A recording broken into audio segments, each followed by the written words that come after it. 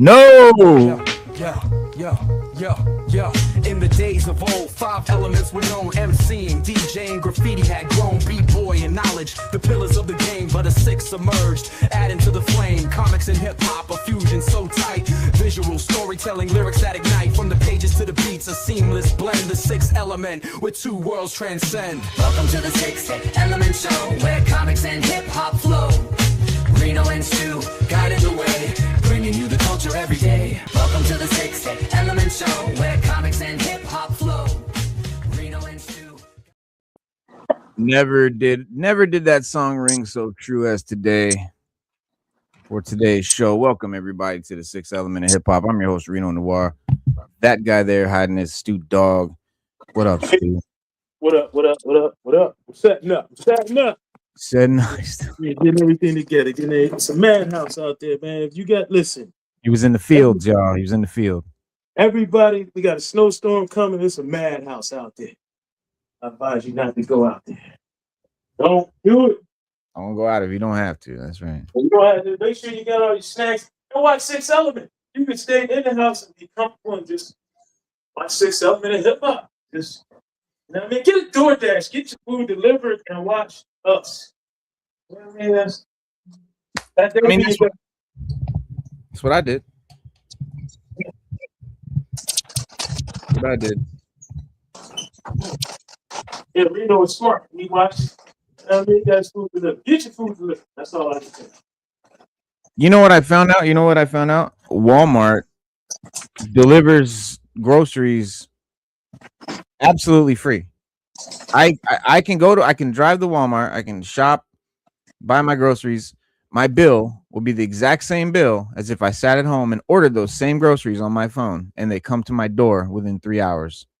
If I pay $5 extra, I can get them within 3 hours. If I don't pay $5, it'll be like 4 or 5 hours later. Damn. So if you both, you can get it right away. Yeah, if you don't ever want to leave your house in this day and age, you do not have to. Every single thing there is can be delivered to your door, and will be delivered to your door at a nominal fee.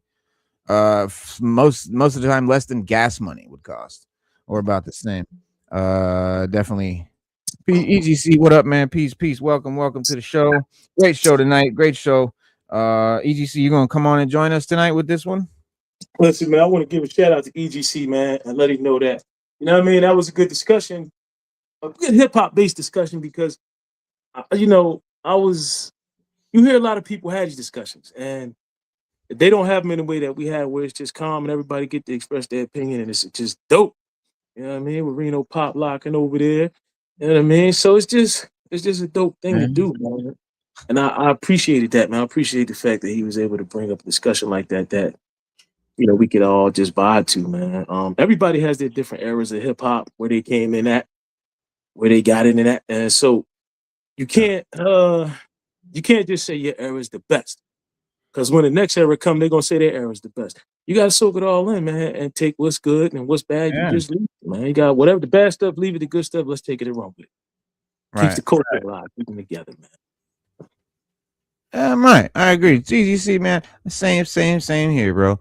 But no, it was a great conversation, man. It was last Wednesday. We chopped it up. We talked about hip hop, and we talked about the different elements of hip hop, and we talked about he said need to handle something. We'll hop on in a few. That's what's up. We'll be chopping it up. You know how we do.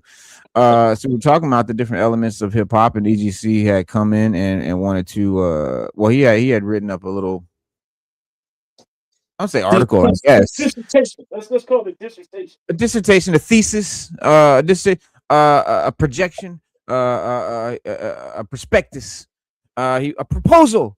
A proposal is the word I'm looking for. He drew up a proposal to add elements to the hip hop elements, and we chopped it up, and it sparked tonight's show because we were talking about hip hop and comics and all that stuff came up, and I got nostalgic, and I went back and looked at my first video that I ever did, and please don't go watch it. It's so bad. I was so green. I was so bad. It's so bad. It's embarrassing. I'm leaving it up there though, because like I hate YouTubers that remove their old videos because they're corny. It's like, nah, like leave that shit there. That's part of your journey. It's part of my journey, right? You know what I'm saying? That's how. But on that video, I had sort of mentioned some articles that refer to comics books being the sixth element of hip hop. And these are articles that I found well after I had named the channel Sixth Element of Hip Hop, decided it was going to be about hip hop and comics, decided, comics are the sixth element, all that shit just came to my mind. Because in my mind, like, and the whole thing with 9 elements and all that, like, that's absolutely one way to rock the culture. I found those elements just being things that people in hip hop do doesn't necessarily make them hip hop elements. Like filmmaking is something hip hop people do, but it's not necessarily a hip hop thing in and of itself. So I don't, but then, then I was thinking like, well, it has influence. I'm like, okay, so the element influences the culture. So then I'm thinking about hip hop, comics influence the culture. So I came up with obviously we knew the 5 elements, right? The basic 5 elements that everyone knows, whether you're in the temple of hip hop or a student of KRS-One or what, everyone knows the 5 elements. And so from there, based on that, I named the 6th element. And then doing some research for my channel, I found articles where people were literally saying comics have become the 6th element of hip hop. And it was like confirmation, like, oh man, like it's dope that, to see that other people are saying the same thing. And so tonight I wanted to go into that, man, and read some of these articles and show y'all some of these things about comics and hip hop and how comic books are the 6th element, or not necessarily, who cares what number they are, you know what I mean? Like that's not really the point. The point being that it's an element of hip hop, but this channel is called 6th Element of Hip Hop in honor of that. So yeah, we're gonna chop that up. Also, in addition to that, though, of course, we still got some great movie shit coming out. We got. I want to talk about the Spider-Man and the Avengers Doomsday new stuff, but there's a new Star Wars Infinity War type thing coming out that we're going to talk about as well too. M.A.S.K, M.A.S.K, joining Hasbro's Energon universe. I hope so. I fucking hope so. Oh no, I got the comic. Like I'm gonna show you all the comic and everything. It's literally going down. Like there's already a cover and everything. So I'm gonna show y'all the book.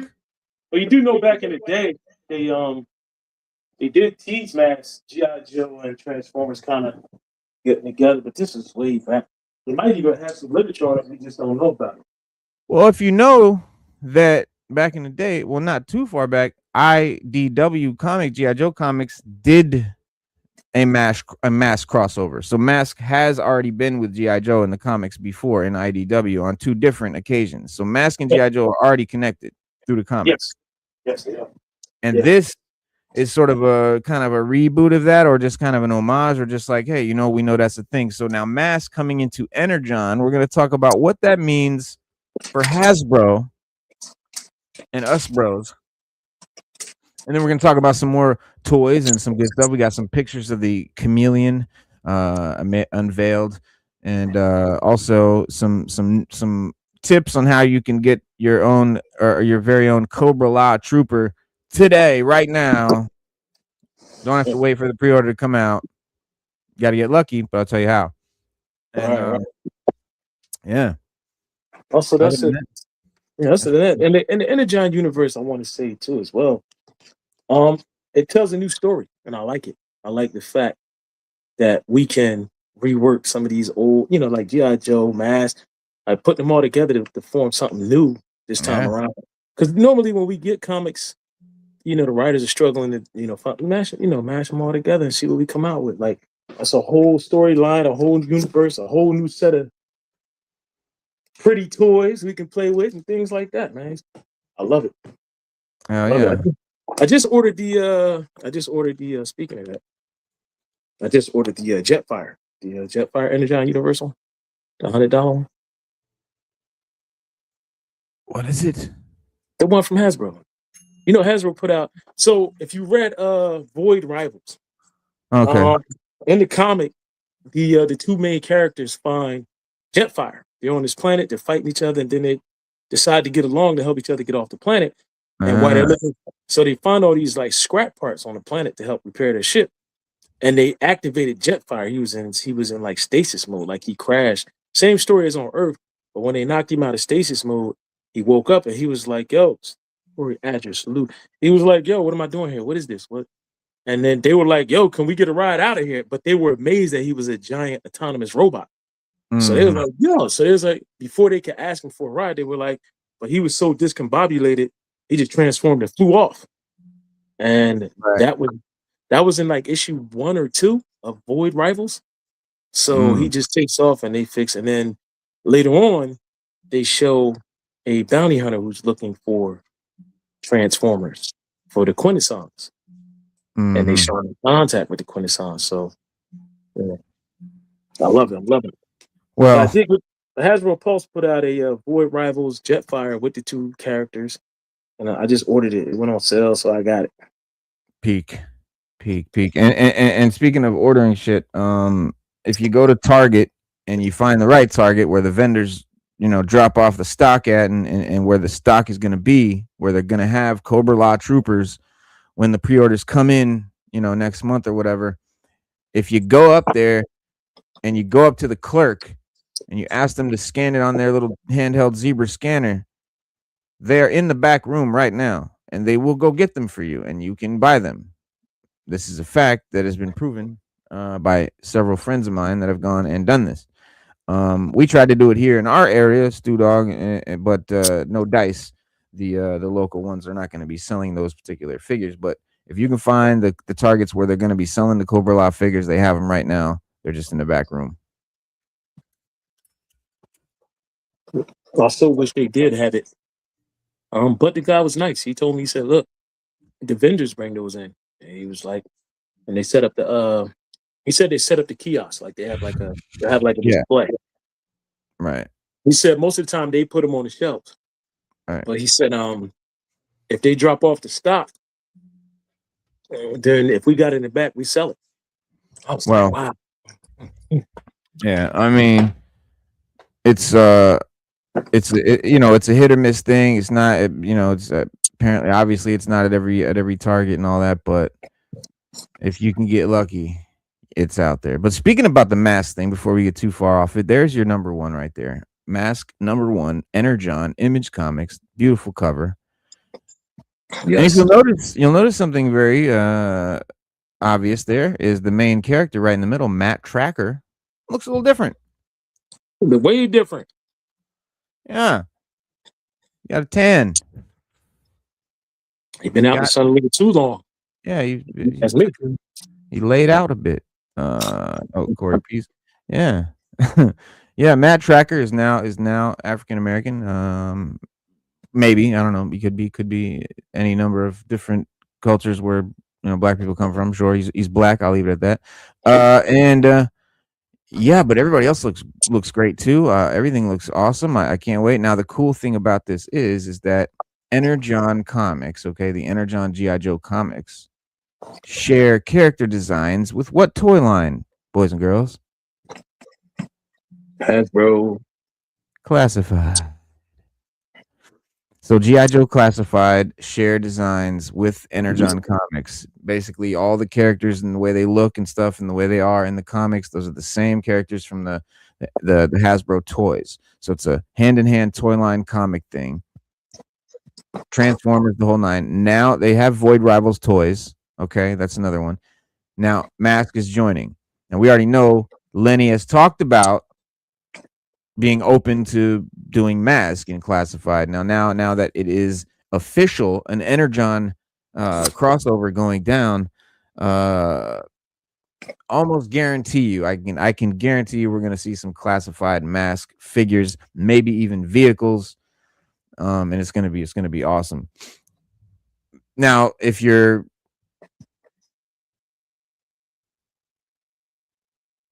butthurt about Matt Tracker not being the white boy with the blonde hair, I submit, Blue eye. put the mask on him.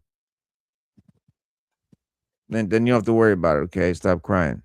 But I can't wait, man. All these and these toys, and then so here's a variant cover. Oh, a blind bag. Okay, they got a blind bag. They got what's this? Okay, so it gives you your stats here. It says the world is becoming. I can't read that shit. Hold on. It says the world is becoming. This is the world is it's coming a terrifying place. Matt Tracker needs your help saving it. Enter M.A.S.K, a network of specialists recruited to respond to the next global emergency at a moment's notice. Tracker and his agents can deploy bleeding edge technology that converts their vehicles and their drivers into the ultimate weapon. Now, what other vehicles convert in the Energon universe? Transformer. That meets the eye. And the whole deal about M.A.S.K and the whole like mythology was that like it's related to Transformers in the way of like we're using Transformer technology, humans are, that they kind of found to create the M.A.S.K transforming vehicles. And now that it's part of Energon, which is a Transformers G.I. Joe crossover series, and then you're adding M.A.S.K to that. We're throwing it in with the Transformers, with the M.A.S.K, with the G.I. Joe, with the M.A.S.K. It's all coming together. You got the G.I. Joe movie coming out, the Transformers movie coming out with the G.I. Joe crossover. So M.A.S.K, we're talking about M.A.S.K movies coming down the line. And it's awesome. M.A.S.K was fucking great. And I'm not gonna lie, I think I had a lot of the toys when I was younger. I didn't have the Rhino. I didn't have Miles Mayhem's helicopter. They were just too much. I knew my mother wasn't gonna buy it. It was just a lot. So I did have Condor. I had what's the other one? I had Condor, and I had the first one I got was Condor. Who's That was, Condor? I don't know who they are. Condor is the guy. The code name Condor is the code name for the guy on the. I don't know what color it is now that they reissued the series, the line, the toy line. Was the code name for the Japanese guy that drove the motorcycle that turned into a helicopter. And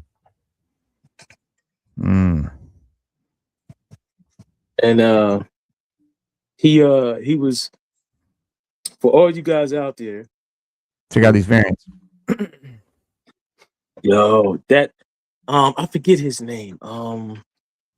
He has a vehicle that turns into, so he has a motorcycle with a sidecar. He jumps into the sidecar and it becomes a submarine. Dope. And he had that whoever voiced Shipwreck in G.I. Joe, that's who voiced him, because it was the same voice, the same mannerism, the same Jack Nicholson. Just like that. That's how he talked. And it was just dope, man. Like, I really do miss the toy line, and I hope that you know what I mean, because you had and now this is the thing. So now Matt Tracker's black. What's up with his son? Because you had his son, and then his son had the little robot T-Bob. I'm guessing the son is going to be black now too. Wow. All of the hunch. Wow. Now I had Dusty. At least mixed. Okay. Yeah, I had Dusty, and I had Dusty Hayes. I had Alex Sector, which was Megabyte. But I didn't have the Rhino, and I always wanted the Rhino. But I traded it. I traded a kid to get the figure. I had him. So, what's the Rhino? The Rhino is the big truck that you see in the front right there. Okay. Now who's the big general dude in the background? He's the bad guy. He's in the front right there with the mask on. That's Miles Mayhem. The bad guy that's in the background, the big one? Look, in the front right there with the blue, with the thing on his head. In the front, he's behind everybody. Yeah, that's Miles Mayhem. Yeah, okay, that guy. Yeah, that's Miles Mayhem. Look at the Miles Mayhem cover right here. The upper right corner with the green mask. That's dope, bro. That's dope. If I could get that variant, listen, I would love, man. Listen, his code name was Wolf, I think, something like that. Out of all these covers, the guy that drove the Piranha. That's what it's called, the Piranha. And The piranha. His name was Sly something. I forget. But I remember some of them. So you had Blaster, which is the real name was Cliff something. The chick, Vanessa Warfield. I remember her. She had a purple Nissan 300 ZX. Huh. I thought it was dope. Now here's the thing with Matt Tracker. Matt Tracker would sometimes be in a Rhino, and he wouldn't take the Thunderhawk. Well, he used to So drive that Thunderbird or that Trans Am looking he drove that was a Camaro. He drove a Camaro. Camaro. Yeah. Yeah. But sometimes he would be in the Rhino. So each one of them could drive other vehicles because of the technology that was in it and what the vehicles could do. They were specialists for those vehicles. So Matt Tracker, he drove the Thunderhawk. He drove the Volcano, the Jungle Challenger, and there was another one, the Goliath 1. And I know there's one more in there, but I can't remember it. Right. But each time he would here's the thing, when he jumped into the truck, instead of driving a Camaro, he wore a different mask, and that mask had different abilities. So when he was in the Rhino, he had the Ultra Flash. And when he was in the Thunderhawk, he had the Spectrum. So the Spectrum was more like Cyclops's beams. I thought the dude with the red beard and the bald head drove the truck. What does he drive? He drives a truck, but he's more like the he drives a truck no matter what. But sometimes Matt Tracker is in the truck. And when he doesn't drive the Thunder, it all depends on what they need the vehicles for. So they would swap out vehicles for whatever the mission objective is. Right. So the guy that would drive the truck, he always drove the truck, no matter what. And the guy that's the little Chinese guy right there in the bottom on the right hand side, he would drive the truck too. But he would be in the back, and then he could drive the truck as well. So the little Chinese guy. Yeah, little Asian guy. The Asian guy. I don't know if he's Chinese. I forget what he is. He also would sometimes drive the Thunderhawk as well. But I forget his name. His name is Bruce Sato. But he would drive the Rhino, and then he could also drive. Oh, the hell, man! Bruce Lie. I know his two masks. I know two of his three masks. One was called Grasshopper, and the other one's Lifter. The Lifter one would levitate you, and he could levitate you all up. You know what I mean? So the Grasshopper one allowed him to jump. Of course, you know what Grasshopper means. So, but as far as super racist. What? Whoa, man! Whoa! How? I don't understand. You said the Asian guy has a mask called the Grasshopper. Yeah, what's wrong with that? His name is Bruce Sato. His name is Bruce Sato. Yes. So you don't. Okay, so it's like a little stereotypical. That's Bruce. Bruce Lee. Yeah, all the Asian guys named Bruce. I don't see any. I didn't know. Well, I know you didn't know. I didn't notice. You wouldn't. I didn't notice. You know what I mean? Funny, a lot of people. Yeah, that was like over my head, bro. Like been over my head for years. I actually got the reason why I know I'm so good because I watched the cartoon recently. All right, what up? DVD. Welcome back, bro.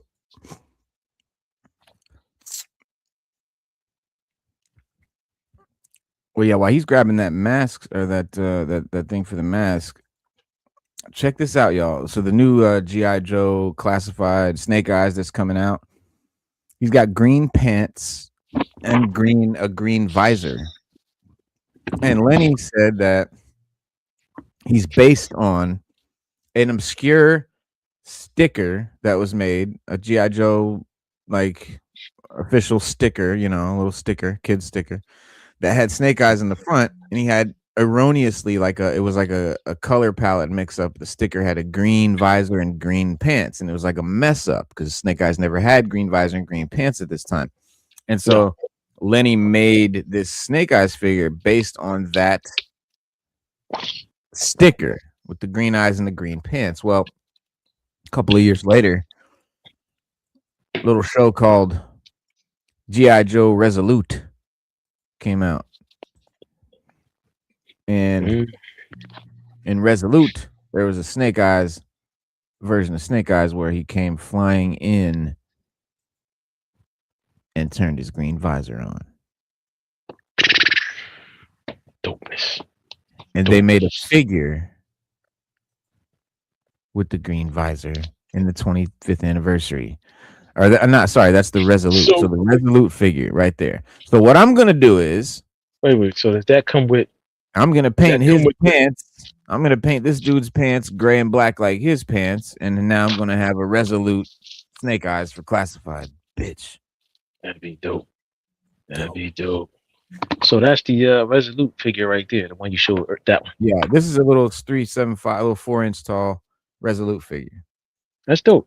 From back in the day. Dude, the Resolute figures are amazing. I want the Resolute Destro is sick as fuck. I can't wait till Lenny starts making Resolute figures. But Lenny did acknowledge that this does resemble Resolute in an interview that I saw him doing at the Toy Fair. So he did acknowledge this does resemble Resolute, but he did make it clear that it was not based on that it was based on that sticker, which is why the pants are green. As you can see, Resolute had no green pants. They were all gray and black.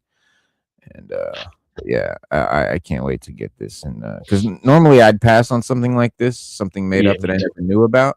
But if I can make it into something I know about with a simple little brush of paint, I'm all over it. Or leg swap. Because here's what you can do. Here's what you can do. Leg swap with a little paint. Check it out. I finished Lifeline's helmet.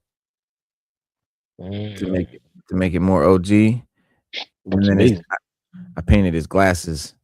Instead of gold, they're black like the OGs, and then I painted the lenses green with like a little green.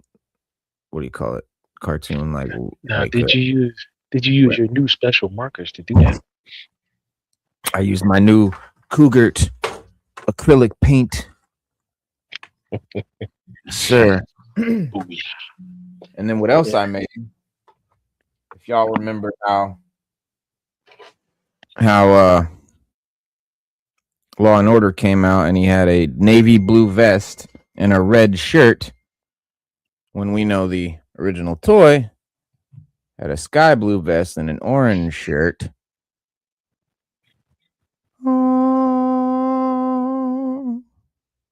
Now I have an OG Law and Order. So you painted the painted his. Did you paint that? Yeah, I painted his shirt orange and I painted his vest like the OG vest. I don't understand. For the life of me, I don't understand why they just didn't do this from the grip. I really don't get it. It's them wanting to put a twist on it or modernize it. All right, it ain't like they don't make the color orange now. Right. That's what I understand. Like changing the colors is not modernizing. That's just literally just changing it to fuck my head up.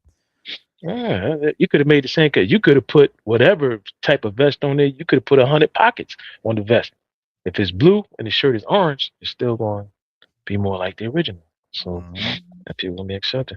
But here we go. Bang! We showing it off. Oh, I put his swapping. So M.A.S.K.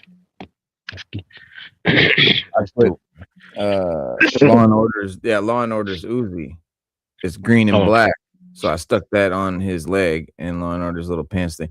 And then I did a little paint on the machete. Did a little silver paint on the machete and on the blade. Well, talk. We waiting on you, dog. I silvered up his what do you call it? Bits and bobs and buckles. Now, and I did not use chrome. I used the silver from the Cougart markers. Because I didn't, I don't want all metal to be chrome. I've learned, so yeah, it's pretty dope. And I did his rifle up. See that, Stu? That's dope. Now I like the way you accent it. Now see, when I chromed out my my big boa, thanks to Reno, I got a big boa. I didn't chrome everything. I only did certain things on them. So I did like the head spikes, but I didn't do the chest spikes. I did the belt and I did something else. Same thing with Cobra Commander. I didn't do the whole. I like accented them. So the way it looks is certain parts of them are chrome, certain parts aren't. So you get the chrome and then you get the regular matte finish. Mm-hmm. So I thought it, and I only got the idea because when I was doing it, I had half of it done. I said, you know what? Let me see something. So I started just. So it looks dope that way. It looks dope that it looks dope if I had chrome the whole thing out. But if I ever can get my hands on another one, I would get another one, just chrome you all the way out. Show us this mask book you got. Oh yeah, these are Bomb. this Oh, is that's the not a comic. whole collection DVD series. So I've been Ah, watching that. I've been watching that, so that's how I remember so much because damn. I was I was I gonna was say, how do you watching. know all this shit, dog? Cause like, ain't no way you Yeah. remember all them details from that Oh, obscure ass cartoon. but you know what? I'm gonna keep it a buck. I was watching them on because you can pull them up on YouTube, but the Yeah, resolution and yeah, they yeah, and they have all of them on there. No lie, but the yeah. resolution is so like trash, Yeah. man. That it's like you watching it, you like, damn, look at this, man. Like, and then some of them are good. Some of them are in you can watch them in HD. But I got Right. tired of it, and means that I like to watch what I want to watch when I want to watch it, and I'm a movie buff just like you. Um, I'm spoiled, man. So I built my Yeah. own collection. Same thing with Battle of the Planets. I got tired of watching them in such a low resolution. What's So Battle of the Planets? G-Force, you don't remember G-Force Battle of the Planets? Oh shit, Remember this bomb? that You old probably shit. Yeah, if that you've old seen anime them, joint. yeah, if you've seen them. So the original series is called Gotcha I Man. thought you were talking about something to do with Mask called Battle of the Planets. No. This is Battle of Planets is That's different. yeah, that's an So old '80s anime joint. right, well, originally it was in Japan as Gotcha Man, Mm-hmm. and then they brought it over here to Gotcha the man, U.S. right? Gotcha Right, man. Yeah. they US'd it, made it good, for America, Mm-hmm. and it was always Gotcha a man. hit. It was always a Yeah, hit. The Gotcha Man ones I I was actually own. watching that shit on YouTube. Matter of fact, too. Yeah, I own the Yeah, Gotcha Man ones on yeah, I was DVD on watching. Blu-ray, and they're great. The difference is there are big major differences. So when you watch them, G-Force is more Americanized, kid friendly, but it's still Mm-hmm. dope. And Gotcha Man, they curse, people die. People die in this one, but they don't show it. They show it in Gotcha Man. Zoltar, who is the leader of Spectra, one of the leaders of Spectra, is androgynous. So he's actually a he she, and Mm. they address that issue. Well, anime And they do that a lot. yeah, so there's an episode where they catch Zoltar, and then he pushes some button on his belt or whatever, and then like the psychedelic colors come out, and he laughs and gets away. You hear his footsteps, tap tap tap tap. He's and so when they wake up, they're like, "Yo, what happened to Zoltar?" And they're like, "Is Zoltar a woman?" And it's like, I don't know. Mm. But when you hear Zoltar talk, he talks like a man.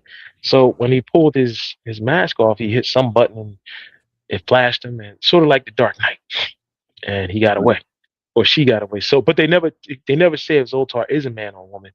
But when they pull the mask off, you can see clearly the long hair falls down, and Zoltar looks like a woman, Wow. and he got away. So, that's always been a mystery, and they've never tried to retcon it or address it, even in later iterations of Gotcha Man or G-Force. Right. Yeah. Well, so I guess I will sort of wait. I mean, I don't know if I think if EGC's coming in and Raw Talk are coming in. Raw Talk said 15 minutes. Yeah. Got plenty of shit to talk about before we talk about the hip hop. So we will talk about the hip hop and comics thing in a minute. Well, speaking of comics, since we are waiting, I also have dun What you dun got? dun dun dun dun dun package in the mail. Dun, dun, dun, dun, dun, dun, dun. Slabs coming down. Slash, wow. And this is a great Look at that packaging. packaging job. Wow, look at that. Great packaging job. Yeah. Take Was it out that of you bought that from someone on eBay or something? here. No, I bought this from what's the name of it? They're called Lost Boy Comics. Mm, I hit them up every once in a while for a slab if I can.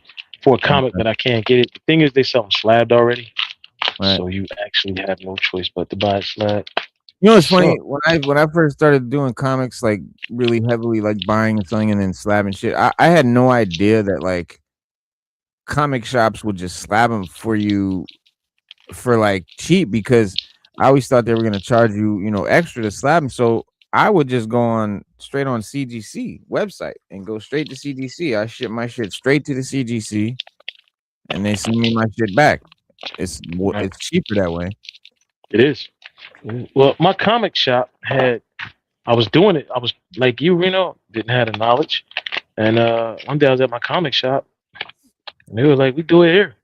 And Yeah, it was like the only bad thing is we send them out in groups at a time because it's cheaper for them that way.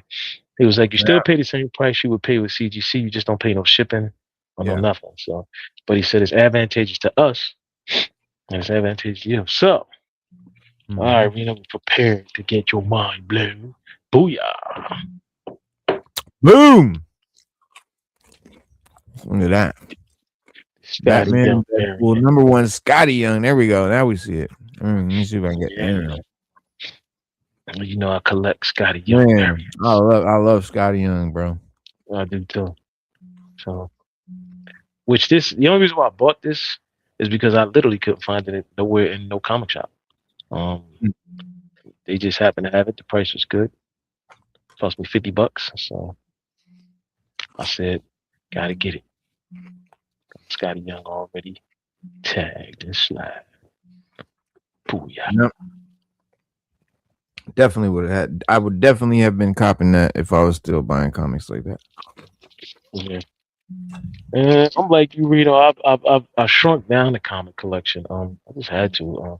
I'm only keeping what's valuable to me, what I really like.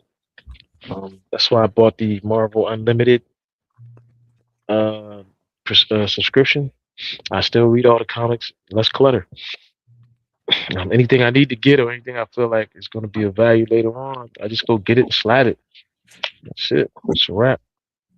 Yeah, I didn't sell my collection. I sold all my everything valuable, like not by choice, and so it was a very bittersweet memory. And it's like I a, mean, it's like a I see sore guys. spot, And it's like Yeah, I'll get a comic here and there, but I'm not just gung ho back into it because I've replaced that hole that comics filled with the figures.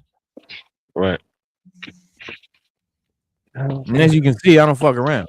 I'm not fucking around. Right. I'm No, I not get fucking. it.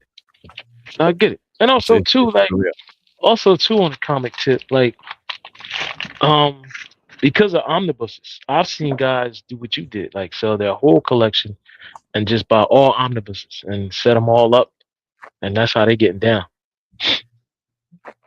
Mm-hmm. All this bookshelf, I got that whole top shelf is omnis and or we call it trade paperbacks and graphic novels and shit. Mm. And that wall, I got a bunch of comics over there. You can Yeah, see. it's like I yeah, turn the TV right there. Yeah, you can see a I'm bunch of comics. They go yeah, kind of down. yeah. And then I got a bunch of short boxes and shit that you can't Yeah, see okay. behind these other boxes. Yeah. I That's have. even when I go in the shop, I see a lot of guys doing that, downsizing their collections. They're keeping all the stuff they like and that's valuable to them and that's valuable in there. They're shrinking down and saying that they don't have the space. I think I got like 3 long boxes. That's it. Yeah, that's all you really need, to be honest with you. I mean, those probably the comics that are most dear to you. They're the comics that weren't worth that much that were most dear to me. That too. That Comics too. that I knew that I liked. I really loved how they looked. And mostly Wolverine and X-Men shit. A few like old, Silver Surfers or something cool, like really just cool covers, Galactus, whatever. Some like couple of things, but nothing really valuable because, like I said, I had to replace a lost business from COVID. So it was that or starve and be homeless. So bye bye comics. Hey, Bye bye well, collection. look, at least they came in handy. Well, you got to think. I had a collection that sustained me without a job, living pretty well, just selling comics on Instagram for almost like 2 years. Like that's how much shit I had. Like that's how much shit I had to sell. That's how long it took me to replace, to get an income going again. Right. Well, I'll let you know a little secret. A lot of I people live in do a it. rural area. A lot of people do it. a lot of big time art collectors do that. They buy paintings, and that's what it is. It's for them to enjoy. But if times get hard or they need some cash, they'll sell it. They'd be like, oh, that's. And then there's some Well, stuff they just don't part with. But yeah, I got I there's wealth is not income. Wealth is what shit you have that's worth yeah, yeah, that appreciates. Not toys, not bullshit electronics and crazy. You know, you bought a bunch of toy cars and shit. What's wealth is shit that appreciates with value. You know what I'm saying? Real estate, collectibles, art, things like that. And you have enough of it that you could live off of it for a significant amount of time, not like a month or two. That's not wealth. If you could, no, like a real millionaire, they don't live in these affluent neighborhoods. They don't drive fancy cars. They're very, very understated. They're very frugal. You would think they're the cheapest motherfuckers on earth, and they got millions in assets. They could work. They could live without working for like 2 years yeah, just off their ad. maybe, That's wealth. That's a maybe wealthy. more. Yeah, yeah. Like when you look at like Elon Musk, people think he's not wealthy. He has no wealth. When he dies, that's it. But as of I right mean, now, he has yeah, money. He has money to live, and he has a lot of his money in stocks and stock options and things. But he has no real serious no wealth. So like wealth is you have generational wealth. That's yeah. another term. Whereas your grandkids, and your great grandkids are gonna have money, and they don't have to work. No, so Bro, we talk about Jeff Bezos and Elon Musk being the richest people. Arab sheiks just laugh. They're like, yeah, no, yeah, yeah, yeah, fucker, we Arab got money. trillions of dollars you Yeah, don't I know would about, have man. to I Arab. would have to disagree with Stu Yeah, wholeheartedly. What's yeah, going on, Arab. fellas? What's going on? Hey, Yeah, first yeah, words out of his Arab. mouth. I would That's have my to no, I disagree. disagree. That's Yeah, raw talk right wholeheartedly. there. Yeah. What's Simple Now going fact. on, see, fellas? I was in the Middle East, and I'm gonna tell you something about Arabs. They No, got no, money. I'm not talking about the They got A-Rab. money. I'm talking They about Elon got money. Musk. You know how he got Yeah, his money, right? yeah, yeah. I know exactly how he got his money. He got Yeah. all his money from the apartheid, which his father was a major player in. He has Oh, tons of Elon. land in South Africa. Elon them have money. Yeah, Elon has money. I mean, if you're the He has richest guy wealth in the in world, land. you He's got one of the money. landowners. Yeah, Oh yeah. yeah. Family got money. So he has crazy wealth. Yeah, yeah. No, Elon. I mean, they say Elon's one, but like I said, compared to like them Arab sheiks and stuff, they Oh, they they they have, have they have oil real money. money. That's real Oil, money. Nah, they but got real money. oil Yeah, they got. dries up, they dry up. Yeah, that's Yeah, true. yeah. If they don't have wealth, if they're just living asset to asset, because like there's people that make hundreds and hundreds of thousands of dollars a year and live in fancy places and stuff, but as soon as they lost that income, they might survive a month. That's not wealth. You can be a baller. You could be driving Lambos and living in mansions and be making hundreds of thousands a year, but you're still living check to check, as it were, because you're spending a lot. Yeah, And you know what I'm saying? But if you were making all that money and just squirreling it away, that's wealth. exactly. And land is pure wealth. I don't believe that Yeah, no, land is wealth. land is what, and it's not even the buildings. It's No. the literal land. Land. Own that, That's you're the the real master estate. of the universe, basically. Yeah. And that's who No, runs, you're right. that's who runs the planet. People who own the land, not the buildings and the skyscrapers we see, the Yeah. actual land itself. Landowners, Mhm. wealthy landowners, Those are the people Yeah, who run the Mhm. world. Yeah. yeah. The people with the real lasting generational wealth. Generational wealth, meaning that they've had it for generations and their family gonna have it for generations. Factual. Because they own That's the land permanently. yeah. Of course. Yeah, land is the saying about land is they ain't making no more of it. So like I love it. I love it. it's I love it's that. the best collectible there is. I mean, they're I not love making it. no I more No, of love it. you're right. That's a No, you're dope right. ass I mean, story. well, that's in a way you're right to a certain extent, but you're right. Because like when I go to Hawaii, they say that they be like, well, until the volcano erupts and some new land forms, and the crazy part is, as soon as it forms, Volcano. Yeah. as soon as the land mass forms from the volcano eruption, people buy it. I was like, I said, listen, I know you lying, and the guy was like, no, they buy it. He was like, you can't live on it right away, but they buy it. It goes up for sale. They start looking into it, see if it's stable, and they start buying it. I was I said, I was oh, telling my wife earlier, I was like, do you think old boy was the only one with an island? Dog. Yeah, Billionaires like got when islands. that's what I'm saying. Like when I seen this thing, and I'm like, they're Not acting just like that. Epstein was like this guy. Like, bro, he was just a guy with an eye. You know, motherfuckers got islands. You know what type of shit they get up to on their own islands. Exactly. You ever heard of Carlos Ledbetter? Yes, sir. Wait, Mm. he's dot. He's not the He was dot-com tycoon, right? he was up there with Pablo Escobar. And he Oh, had his own island, just south of Florida, and he would about you somebody know else. tons of cocaine. He was the man bringing the cocaine into Miami in the 80s. Put it like that. Oh, you on that? I was thinking about some .com dudes. Mm-mm. Carlos Lederer. This is from like the 70s, 80s guy. He's the 80s. He was a Colombian like drug lord, and he was depicted in the movie Blow. Remember the movie Blow Oh, with Johnny Depp, his boy Diego Delgado. That's Carlos Lederer. that's who Oh, old okay, boy okay. played that played in all those Tarantino movies. That's who he played, right? He had a wig on and shit. It looked like he had a wig on. No, I'm talking about the guy. He was like the main character. It was Johnny Depp and him. They were like partners through the whole movie. He was the guy he met in prison. He's like the guy introduced him to Pablo. Okay. I got you. He was the guy that you talking about Pee Wee Herman?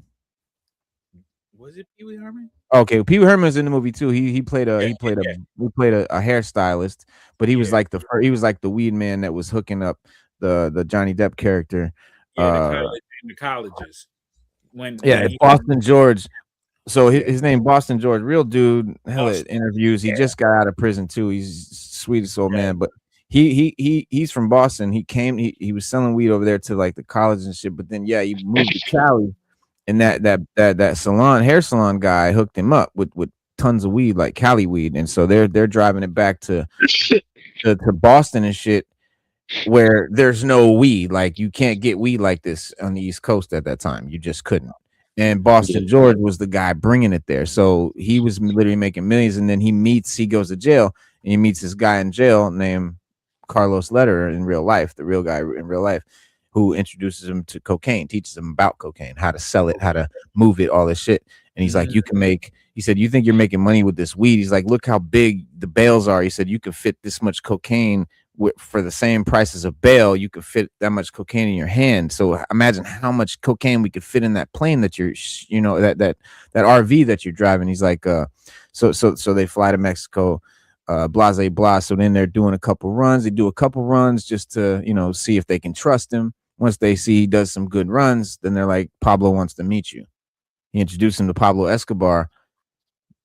That is literally what started the cocaine wave in the United States. He introduced it to celebrities in LA. It quickly took over, through, because he was like, it was his idea, like we sell it to the actors and the musicians, everybody will follow suit. And that's what happened. Obviously, 80s was the cocaine era. And they said there's an 80% chance if you snorted cocaine in the 80s, it came from them. They was getting in. They was putting in work then. Yeah. It was like that. They was putting in real. 80s Yeah. was a wild There time. was The a 80s was Pablo just Escobar. Yeah. Yeah. literally the dopest era, period. The 80s. Literally. But you know what? Literally.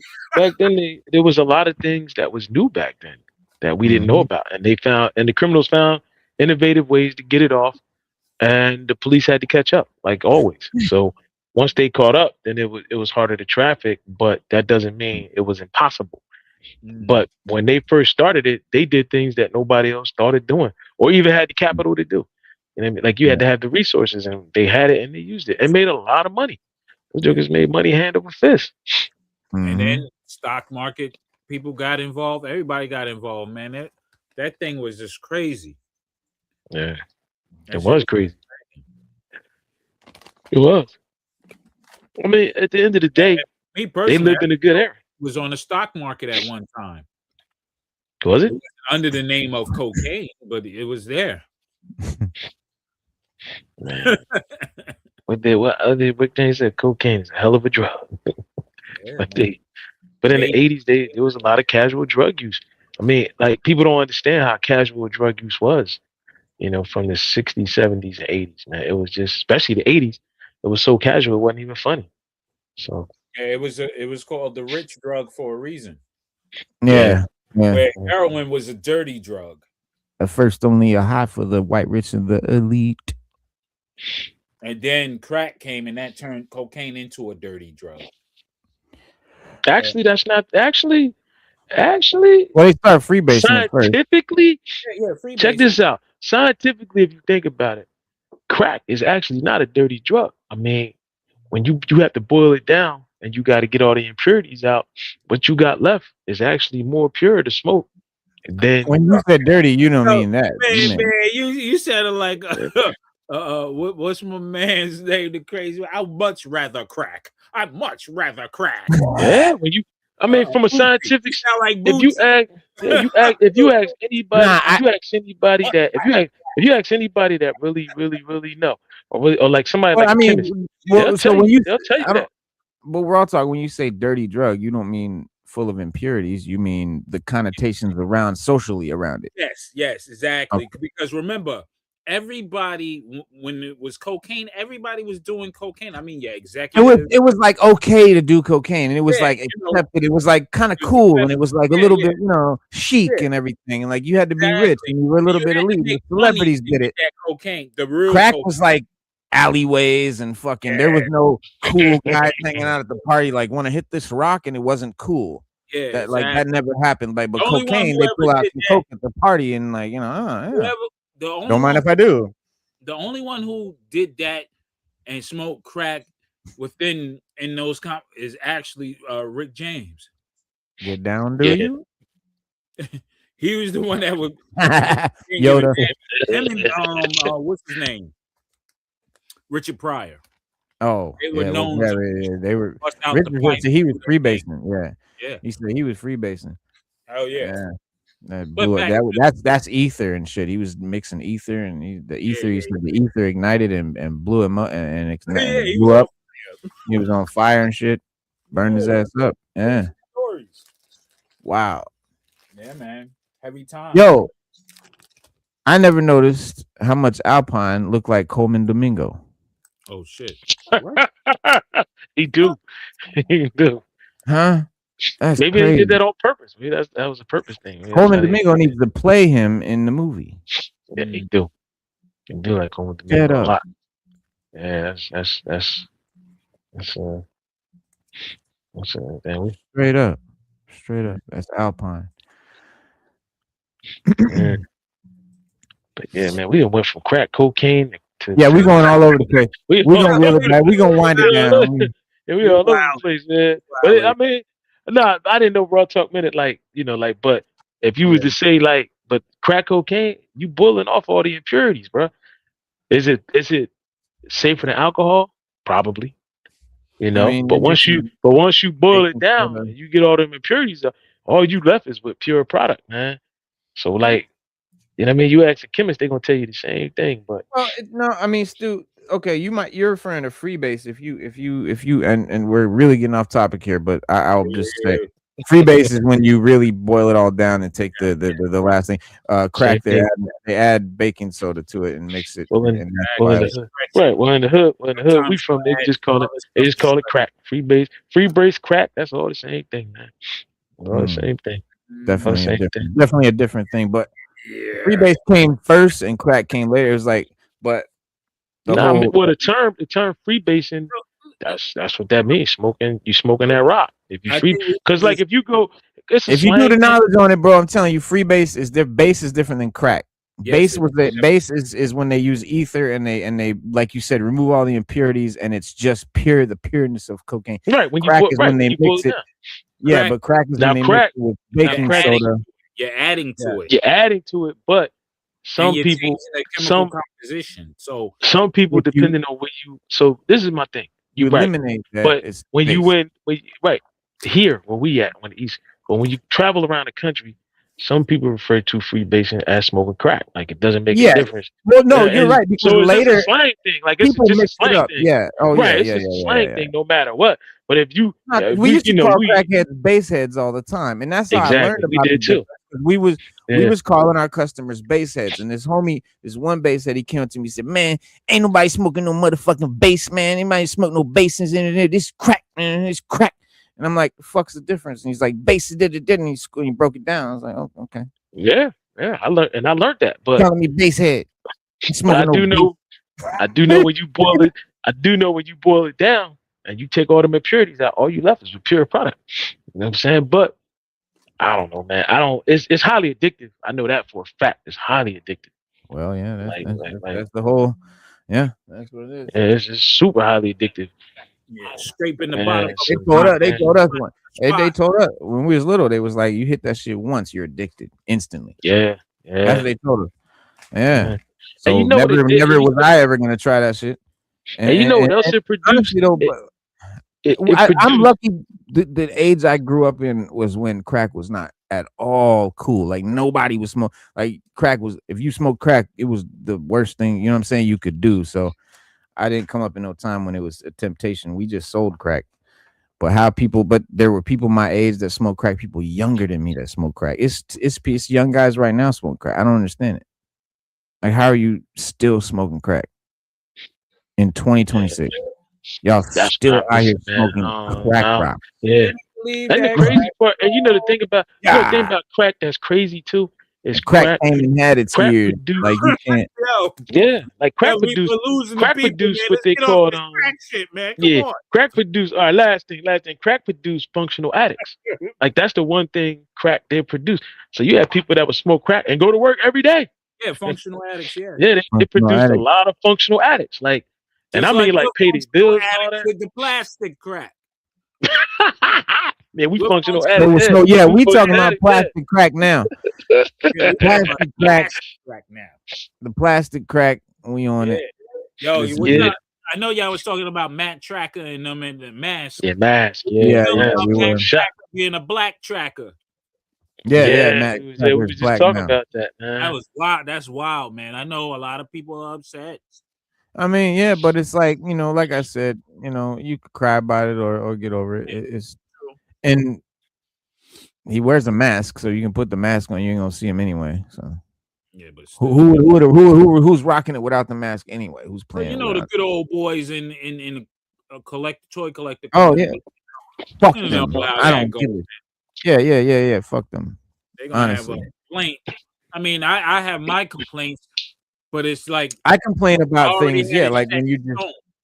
Like I just don't certain believe things in you it. can't Like, change. yeah, I just don't believe it. Just add a But black yeah, character. I don't think Give 'em changing that bothers me. He said just a black character. You're right. You got a Yeah, point there. add Just a add a black black character. No, I Yeah. agree. That's it. But you know, I agree. That's what I always say. Create a black character, make a black character. There's plenty that are already out there. Just use He's one. right. No, he's right. but I mean, you gotta know, swap. I guess they're trying to make amends for omitting a lot of black characters in the historical realm. in the 80s. Yeah. I understand that. That's what it is. But That's all. it's It is. But you know what? This But it's too you know what, man? I'm with Real It's Talk. too late.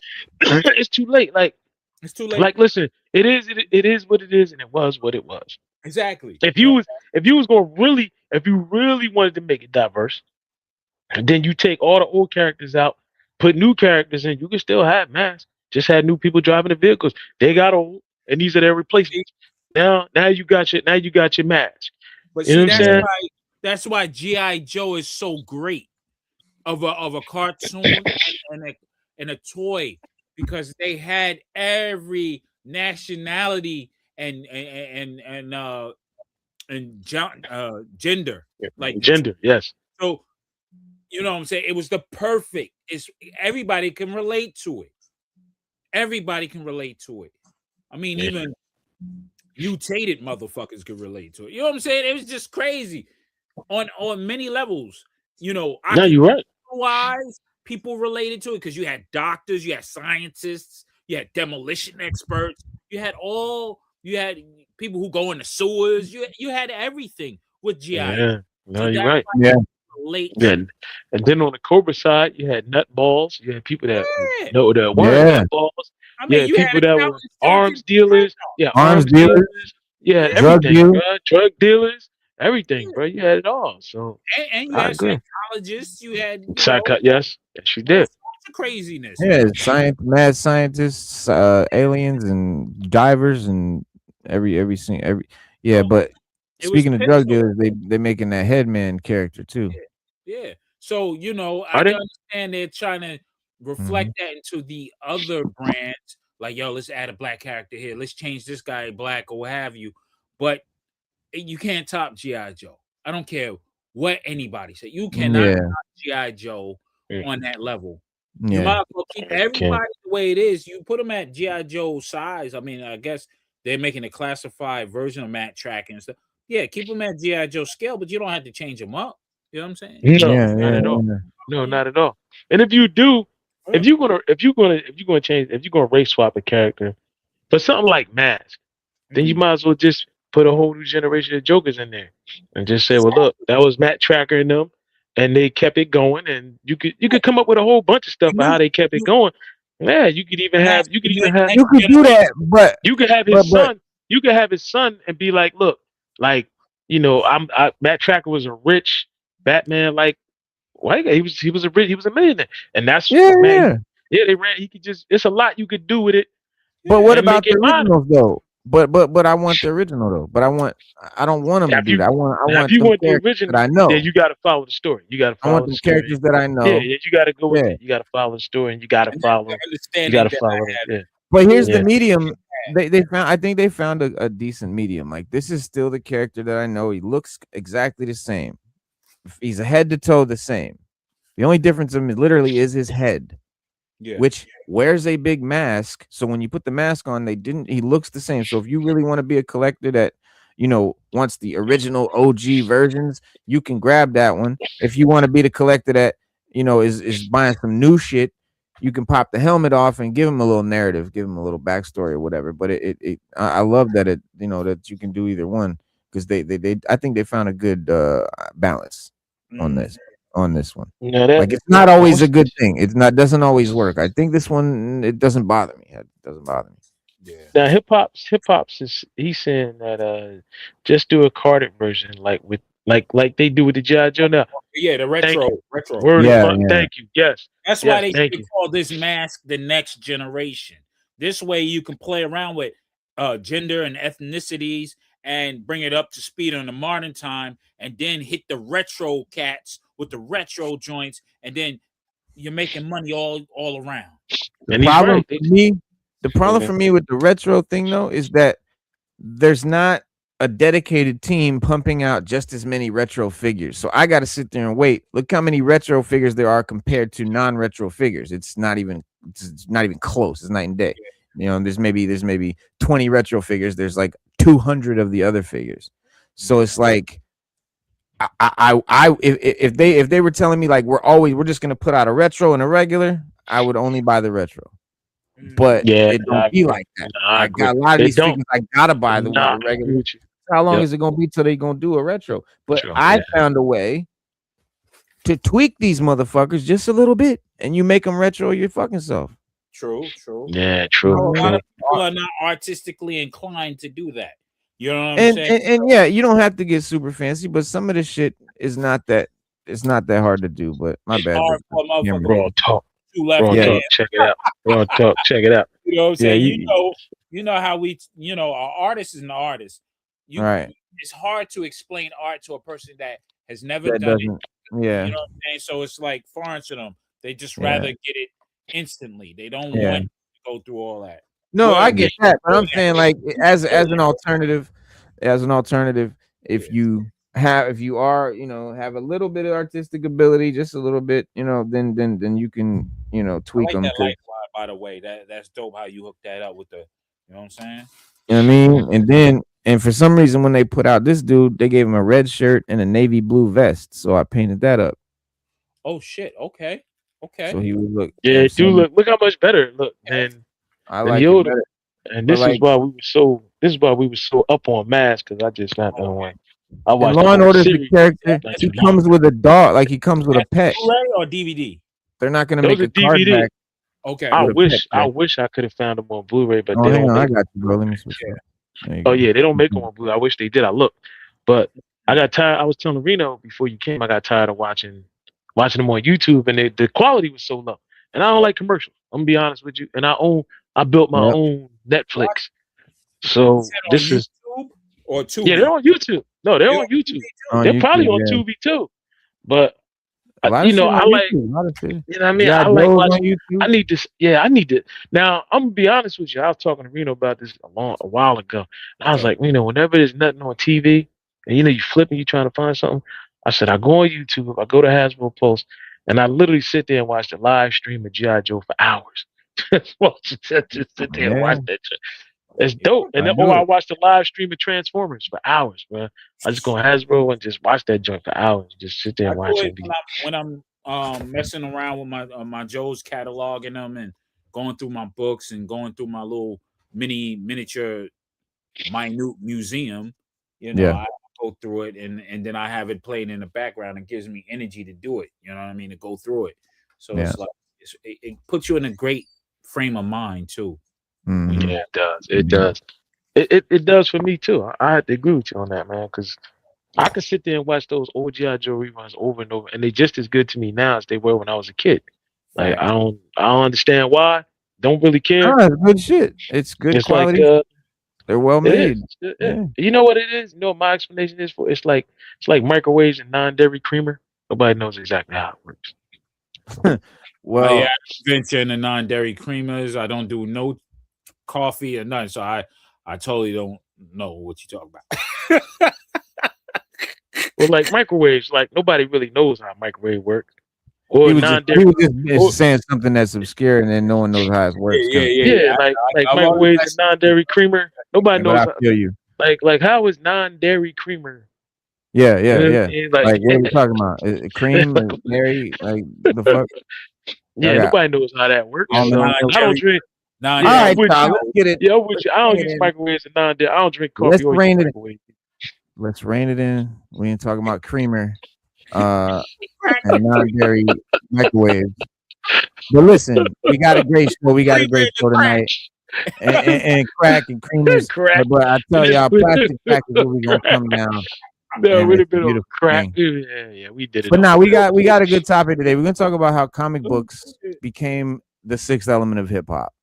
Okay. And get it. the homie Let's get it. EGC was on the other night, and we had a great talk. We were talking about elements of hip hop, and he had made a proposal, if you will, and implemented a few new elements. Street games would be an element of his new proposal, which referring to things like Double Dutch or even things like Madden or just popular games in the hood would be a hip hop element. Street games, guerrilla filming, which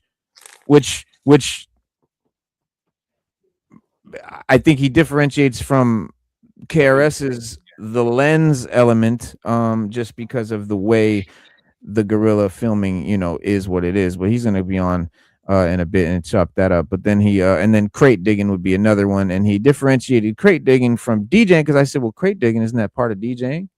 And he says no, because it's the act of collecting. You might not be a DJ, you might just listen to music, but you like to go and dig crates as a hobby. So that would be an element in his proposal. And so we were talking about how, and then he was naming 6 elements, and I was like, well, dog, the channel is called the 6th element for a reason. And so we had a great conversation, a great debate, and it was not really a debate, but it was just like a nice lighthearted hip hop convo. But it made me think of this.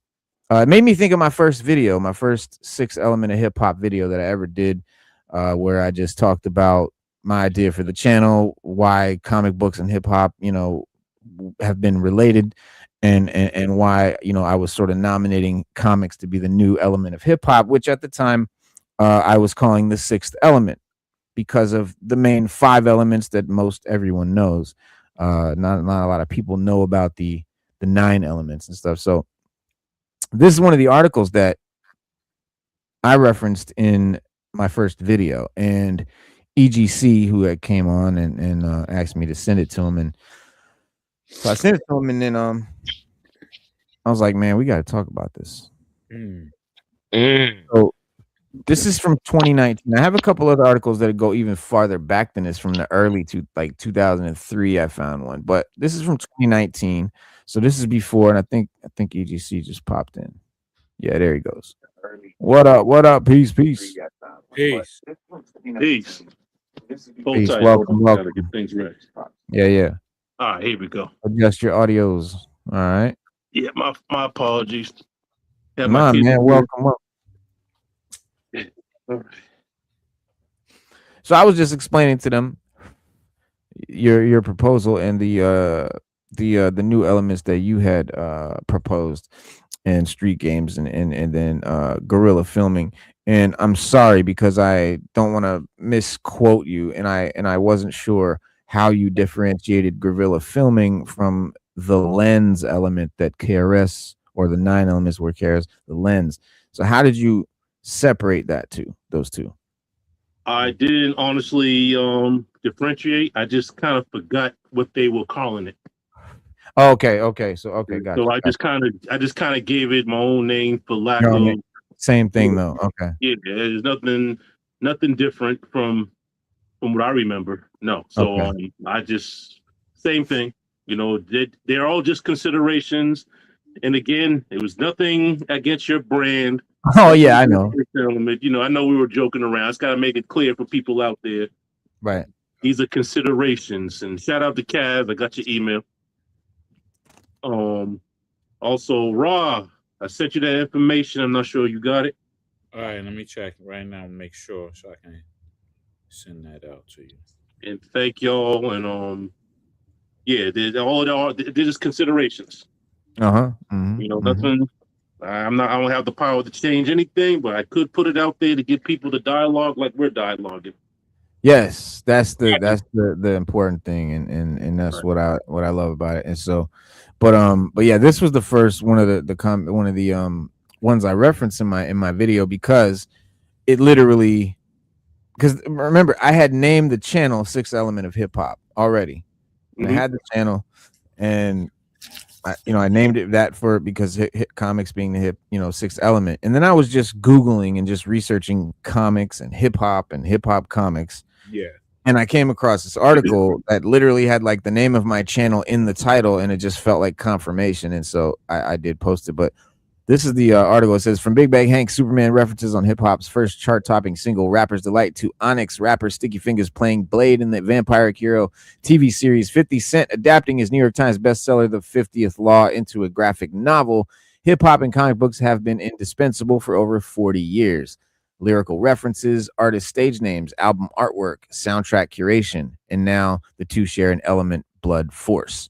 So without anyone noticing, did comic books join emceeing, DJing, breaking, graffiti, and knowledge as the sixth element of hip hop? Furthermore, how could comic books exist as an element of hip hop if they're so common outside of the culture? Which DJing is common outside of hip hop. Graffiti is common outside of hip hop. So it's not necessarily, it doesn't have to be. So he said, first, we must consider the backdrop of hip hop's origin story, the Bronx. Marginalized African American and Latin American youth who were clutching spray cans, microphones, mixers, or cardboard mats often buried their noses in comic books. In the colorful pages of the funny papers, the likes of Grandmaster Cass, Melly Mel, Spoonie G, Kool Moe D would escape the harsh realities of their circumstances and be whisked away into worlds of superheroes, vigilantes, fighting injustice. For proof, just press play on any of their earliest works. Basically saying that you'll hear it in their music. Revisit seminal hip-hop film Wild Style 1982, and you'll see comic book influences reflected in the bombastic, colorful palette of the art splashed on brick walls and train carriages. The main character of Charlie Aaron's film, the graffiti legend Lee Quinones, cast as Zorro, named the iconic pulp character a template for modern-day vigilantes and superheroes. See Batman, whose visage is thrown up in one of the many films and memorable murals. The Wild Style documentary counterpart Style Wars, 1983, murals by Case 2, Scheme, Cap, Dondi, Scene, and Shy 147, prominently features logos of Superman, Batman, and Captain America. Yeah, all these names he just right here: Case 2, Scheme, Cap, Dondi, Scene, and Shy 47. Nas quoted in that song he just did, Writers. Naturally, hip hop's founding generation was drawn into the idea that ordinary people could survive trauma and gain extraordinary abilities. In superhero comic books, everyday men and women conceal their true identities for favor of saving their city as an alter ego, adorning a colorful costume. A reality not dissimilar to the young b-boys and b-girls rocking colorful tracksuits to empower themselves in the middle of an unforgiving post-Vietnam War Bronx. In 2019, new superhero movies are released at theaters every month that have captured the pop culture zeitgeist. But this shared thread allowed superheroes and comic books to effortlessly and unconsciously permeate the hip hop culture. In 1979, 1 year before the release of Rapper's Delight, Reno was born. Oh, Grandmaster Flash and the Furious Five released Super Rappin'. Before Rapper's Delight, Grandmaster Flash, and the Furious Five, Fantastic Four, released Super Rappin', a record that marked their arrival as real life superheroes. Grandmaster Flash's namesake even shares the same moniker as many comic book characters, from Flash Gordon to DC various speedsters and Spider-Man bully Flash Thompson. DJ Kool Herc, the godfather of hip hop, took his name from Greek demigod Hercules, the ancient template for the superhero archetype. These links aren't coincidental either. Even today, the originators of the 70s and 80s still boast ties to comics. Graffiti legend Mayor 139 in Style Wars is illustrated comic book art. Daryl McDaniels, aka DMC, 1/3 of the legendary Run DMC, has been printing comics under his publishing house, Daryl Makes Comics, DMC, since 2014.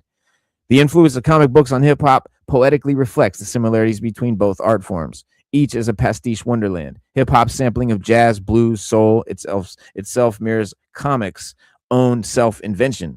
From the spirit onward, mainstream and independent comics have been replicating their own characters and scenarios, as well as lifting inspiration from broader literature and pop culture.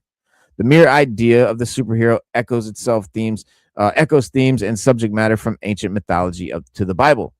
How Batman mixed the Shadow and Zorro is no different than how hip hop artists continue to flip not just samples, but samples of samples. Both comic books and hip hop are cyclical, self-perpetuating collages. At the grassroots level, both hip hop and comic books are an accessible medium for how anyone experiencing low income means. All you need to write a rap or create a comic strip is a pencil and a notepad. Then there are the similarities hip hop practitioners share with characters in between the comic panels. Young MCs, DJs, b-boys, and graph writers, much like their favorite superheroes, after discovering their superpowers, would select an alter ego, complete with a matching style that reflected their everyday wardrobe and personality. Comic books helped give birth to a generation of hip-hop superheroes that simply wouldn't be possible if they didn't share the same life force. On an even deeper level, hip-hop practitioners and comic book authors share an overlapping origin story. Jerry Siegel, Joe Shuster, Bob Kane, Bill Finger, Stan Lee, Jack Kirby, the 6 founding fathers of the comic book industry, all came from first-generation European immigrants and created superheroes in a post-World War II America. You got to remember what that means, Jews. Just like the African American and Latin American youth of post-Vietnam Bronx, the comic book age saw new creators turn their traumatic past into a tool of empowerment. Both hip-hop and comic books, creators and creations turn trauma into triumph. As it pertains to mainstream comics, the connection to hip-hop is directly linked to proximity. Like hip-hop, both Marvel and DC call New York home. The former basing their superheroic tales directly in the city, and the latter creating fictionalized versions of the Big Apple in Gotham and Metropolis. Gotham, in fact, is a sobriquet for New York in the 1800s. Not only do hip-hop and mainstream comic books share a spiritual bond, but also a geographical one. Consequently, from the 70s onward, a decade-spanning symbiosis began. Generations of New York hip-hop heads would begin regularly reading comic books and vice versa. A generation of comic book creators started bumping hip-hop in their tape decks on their own record players. In 1986, Bronx graffiti artist Eric Orr launched the first 4-issue hip-hop comic book, Rappin' Max Robot. His main character beginning as a signature caricature in Orr's street work, his graffiti. Orr's series was a distinctly was a strictly do-it-yourself affair, moving units from car trunks and marketing via word of mouth. In the decade that followed, comic book art could be seen on album covers, across cassette cases, and CD covers. Before Frank Gomez linked with Outkast for ATLiens, that comic book cover, Bill Sienkiewicz, revolutionary comic artist for the likes of the New Mutants and Moon Knight, illustrated the artwork for EPMD's 1980 release, Business as Usual, and to date has done the same for RZA, Kid Cudi, and T.I. In the 2000s, Spider-Man artist Jim Manfood would do the same for M.F. Grimm's The Only Live Twice graphic novel, and felt a tribute to Lisa Bonet. These are a few examples of how the two worlds often mesh. As deep as the bond may be between comic books and hip hop, it's taken time for comic books to become one with hip hop. Until the last few years, the relationship was rather one-sided, as evidenced by a singular damning trend: the low representation of people of color in mainstream issues. Despite the superhero name checks and album covers and the clear influence on hip hop, mainstream comic books remain an older and larger commercial beast. As an industry set in its way, the comics have been depressingly slow at reciprocating their respect for hip hop, largely depicting white faces and saviors and heroes. The lack of diversity wasn't only missing from the page, but inside the white male-dominated office of the businesses creating them. While there were triumphs of representation in Black Panther in 1966 and Jon Stewart's Green Lantern in 1972 and Luke Cage in 1972, they didn't come without their problematic stereotypes and cliches. These movies appeared as nothing more than as an exploitive measures to ensnare people of color readers, whilst the industry remained a white male-dominated space. During the short-lived 90s Marvel music series, KRS-One, Booyah Tribe, and Onyx all had their own comic book series, but these offerings were largely seen as a desperate attempt to cash in on hip-hop's rising popularity. Of course, these failures are a symptom of a much larger problem. In order to the relationship between comics and hip-hop to be more reciprocal, both the pages and creators behind them must be as diverse as the consumer base. Being a person of color doesn't automatically make one a hip-hop head, but it goes without saying that hip-hop can't be removed from Black identity. Hip-hop is Black music. Part of acknowledging the bond between comic books and hip-hop was in how the industry would prove it valued non-white voices. Enter Marvel hip-hop variant covers, a brainchild of Alex Alonso, editor-in-chief of Marvel at the time. Starting in 2015, comic artists recreated famous hip-hop album art with Marvel characters. Due to the history of non-representation in mainstream comics, the publishing house behind the series was first accused of cultural appropriation and exploitation. But once the likes of Pete Rock, Killer Mike, Pasta Noose, Eminem, Ice Cube, and Lil B shouted out the variants in interviews on social media, the complaints turned into praise. The cover served as an authentic homage to the culture and music that influenced a generation of creators in the comic book industry. And that's a good example of how the industry does not realize how much hip-hop has to do with comics, because they didn't until Pete Rock, until all these hip-hop heads came out and let them know, because largely in hip-hop, comics aren't really talked about as much. It's not really considered cool to be a hip-hop nerd, or at least it didn't used to be. So a lot of rappers like Method Man and stuff like that didn't really talk about the fact that they collected comics that much. Hip-hop fans didn't really know about comics as much and weren't as much into comics as the hip-hop practitioners, the artists of hip-hop that were more into comics. The fans hadn't really caught on yet. But this is when it starts to mesh. So the variant program is an opportunity to show not only the love for hip-hop culture, but also to love so many of Marvel's freelance community. Hip-hop inspires a lot of us, and it's in a musical score in a lot of our lives. It comes from a place of love.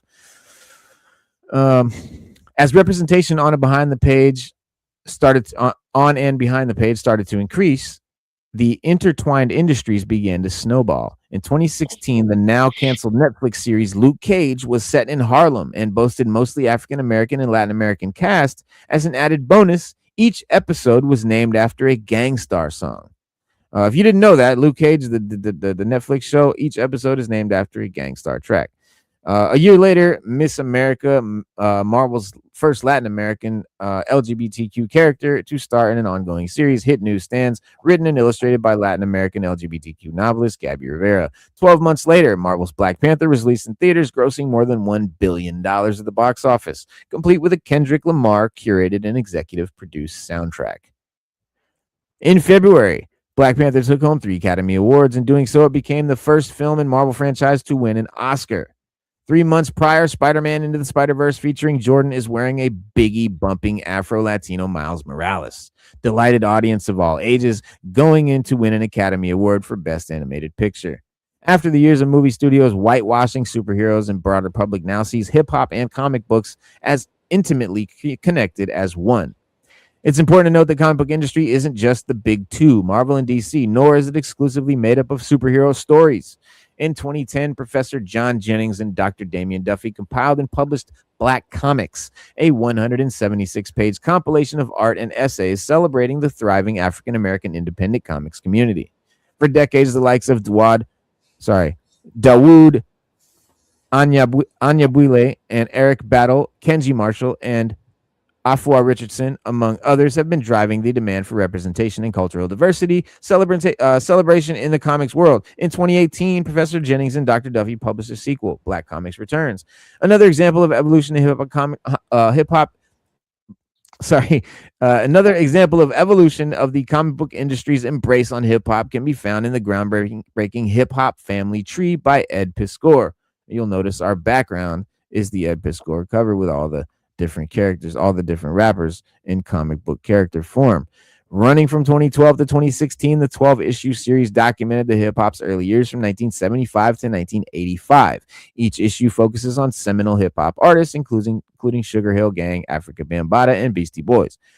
Black Comics DMC's Daryl Makes Comics and Hip Hop Family Tree are but a few examples of how the comic book industry has slowly closed the gap of what was once a one-sided relationship without the hard work of these individuals. So that gap he's talking about in that one-sided relationship. So I always knew, and this is when I first started the channel, I always knew that comics were in hip-hop, all permeating throughout it. But I didn't really start to see hip-hop in comics yet. And what made me get the idea for this channel originally was I was reading a comic book, Harbinger, which is a Valiant comic, not Marvel or DC. And in that comic, this one character is like trying to spit game to a female, and he's quoting a Nas rhyme, like from Illmatic. He like quotes it verbatim to her, and she like shoots him down, and he's like, "Oh, you don't like Nas?" And I was like, "Wow, like hip hop is in comics now." And then I was like, "Okay, I need to do a channel about this and start bringing other hip hop fans to the light of understanding that comics are part of hip hop. If you dig in crates for records, you might be digging in long boxes for comics. It's the same thing. And if you're a hip hop nerd who knows every artist and every DJ and every record label and the year that this came out and the name of that album and all the trivia and all the shit, and you have all the t-shirts and the posters, you are no different than a comic nerd. No different. You're just a hip hop nerd. But when you come to realize that all your favorite MCs and DJs and hip hop artists and producers are comic nerds, that's what I need you to, you know what I'm saying? That's what I wanted to bring to the light and start to explore and all of that. So, but that's that article there. And there's a bunch more. I mean, there's a fuck ton more. That was a dope article. Yes, I love it. Who wrote that article now again? Kieran Bayat. Okay. Or Kieran Bayat. His name was on here, and I don't know where the fuck his name was. It's on the top, I think. I thought it was too, but it's not here now. But it is Kieran Bayat. I did say it when I did my first show. There he is, right there. Oh. What, you saw it? Oh no, you looking at a different article. I thought that was oh, yeah, no. But no, there's So the Eric Orr, the graffiti artist that was referenced in that article, and the Rappin' Max robot. Uh, Word, man. this is Rappin' Max robot right here. Yeah, Old Yeah. school. B-boy stands. I remember that. Yeah. Uh-huh. Now, also, real quick on topic with comics, also is anime. Now, there's a controversy in hip hop about who's the first hip hop anime character, Mm. and they give most of the credit. Shout out to New Jersey, Raw Talk. Yes, sir. Yes, sir. Shout out to the Artifacts, Rest in Hip Hop Chain One, and Elder Sensei. They say they were the first to have the hip hop anime character, but I'm not sure about that. Hmm. Wrong side of the tracks. Yeah. You got what TC5 and all those cats. Yeah, Um, the anime character in the video. Yeah. You mean animated or anime? Because if we say anime, I mean anime is way well before any of us was really born. Yo, Right. I gotta. Within Yo, hip-hop, y'all. I'm sorry to interrupt, but Stu Dog got to bounce out. I didn't want him to have to just disappear. Oh, But man. yeah. Be safe, bro. You going to work? Yeah. I gotta run out. All right. But Be safe, man. I'm gonna finish watching on my phone, man, and Okay. chiming in the chat. Peace. All right, bet. All right, bet. All right, one. Bless up. If we're talking about anime b-boy character, yeah, that would be tough because there was a lot of dudes doing it back Right. then in that realm. You had I forget the artist who did the stuff for J. Rule's, and I think he did stuff for KRS-One as well. Yeah, now that came out before Wrong Side of the Tracks. That's Can't Stop the Prophet. Yeah. I think I remember that being around the same time, but I think J. Rule did come out first. Yeah. Yeah. It's around the same time though, because I remember was it 92? 92, 93. 93 was when J. Rule came out with Come Clean. Yeah. And then but then the Artifacts always been out. They just came out with that album. But them cats been around tagging, doing wild stuff too. So no, I know they've been in tagging, but I first seen Wrong Side of the Tracks like late 93 or early 94. Oh, yeah. So when I first seen it, I went crazy. I was like, oh, snap. So, okay. But to really get busy, I would if he's talking about graffiti dudes who got busy with that b-boy anime, I would give it to Artifacts. Okay. Yeah, I would give it to them. In that realm, in that type, but I could be wrong, man. Because who knows who did what first? Because everybody was doing things, man. It was just around that time, everybody had wild ideas and cross-pollinating stuff. It got crazy. I mean, look at what's old boy? I keep forgetting he's from the Bronx. He was doing some wild stuff. Damn. Yeah, what was that joint that KRS-One did? That Mighty Joe. It was a comic book that they did a video for. He was like a rapper. KRS-One was playing the voice. So EGC, you said you reached out to Eric Orr? I attempted to. I didn't How did you attempt to? I tried to do it through social media, through social IG. Media? Yeah. Okay. Because I had a few years ago, we had shared some of his stuff, and he shouted us out. And then we had asked him. He never said anything. So. Oh, okay. I don't know. Have you asked him recently? The only recent one was the one I told you about. Yeah. I don't know how any other way. Well, this this is showing inside of the book here too. That's pretty cool. Let me see if I can blow that up. But he said on one of his interviews, he said there's only a few books left.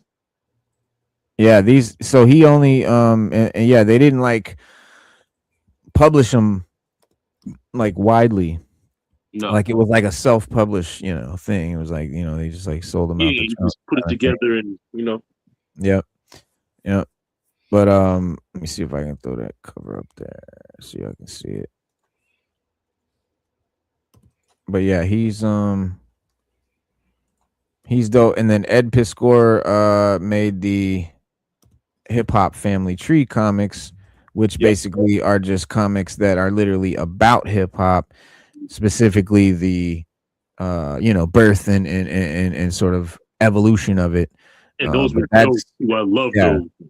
I have a bunch of them, and I have I have like one that's signed and everything. And we interviewed Ed Piskor too, on the Comic Crusaders Rest in hip channel. hop. Yeah, rest in hip hop. Yeah, he was gonna come back on our because we interviewed him on Comic Crusaders channel, and he wanted to come on here with his boy DJ Scheme, who's a hip hop DJ that he rocks with. And I was trying to coordinate with them too when he passed, and we were talking like between I was talking between them to trying to get their schedules lined up so we could do it. And when he killed himself, Don't get me started on that one. But I or was whatever happened, yeah. right. That's what I'm But saying. yeah, these are some of the big Max joints or rap. But if Max you can get in contact with Scheme, that'll be dope. Yeah, I can still reach Scheme. I mean, I'll reach out to him. I'm definitely going to. There's so many people that I talked to about coming on the show, and we start to make plans, and then life happens, and everyone and then you just kind of forget about it. And like, my shit is full of like, we're in talks to do the show, fucking a list of people. So there's so many people, so many guests we're gonna bring on, bro. Huh? You know what's crazy? If I could just share this real quick. It was a couple of years ago where he passed. Mm-hmm. I was at this event called Comics in Color here in Boston, Mass. All right. And it was my birthday. And I went to this vendor who had all his books. And I racked up. Only bought a few of them. Yeah. When I got home, I was like, man, what's the next one I got? I looked it up, and it came across that, he committed suicide. I said, whoa. The day I decide on my birthday, the day I decided to buy his books, this so happens to be the day I find out that this happened. Oh, damn. That's crazy.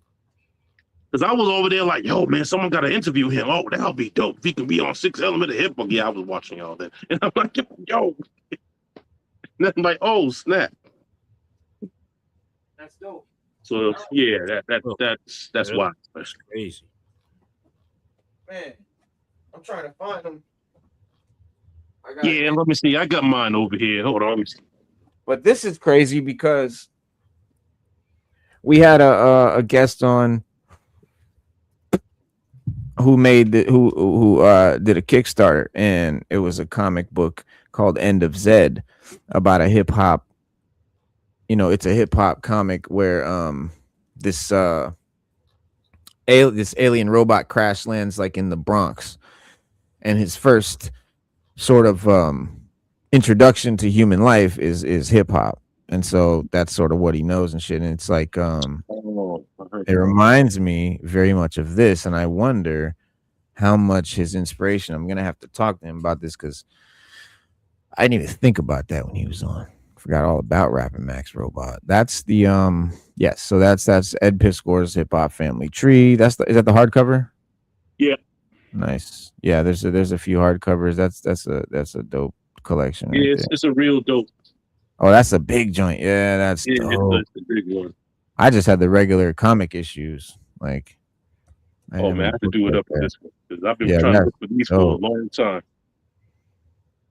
Yeah, that's fucking peak. Yeah, there's a wild artist. I keep forgetting his fucking name, but this dude was so eclectic, it was ridiculous. Don't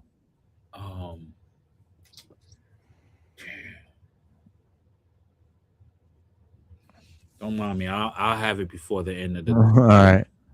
Well, Eric Orr, this guy that made the hip hop roll, this says the story of hip hop in comics is long and convoluted. Hip hop began as a communal expression, a bunch of kids in the South Bronx looking for a way to have a good time and move away from the world of gangs and crime that filled their day-to-day lives. Parties in parks and housing projects, new style of dance and visual art, a new way of playing records, a new method of visual musical vocalization. Over the course of the 70s, these disparate threads wove themselves into one unified youth culture. But due to a natural way the movement evolved, documentation is spotty. Nobody expected people would pay attention. Contemporary accounts are scarce, and memories are highly subjective.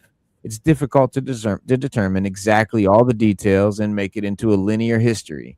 So I think it's best to let the picture come together over time and let the details fill themselves in. Comic books have been an element of hip hop since the beginning. Let me highlight that.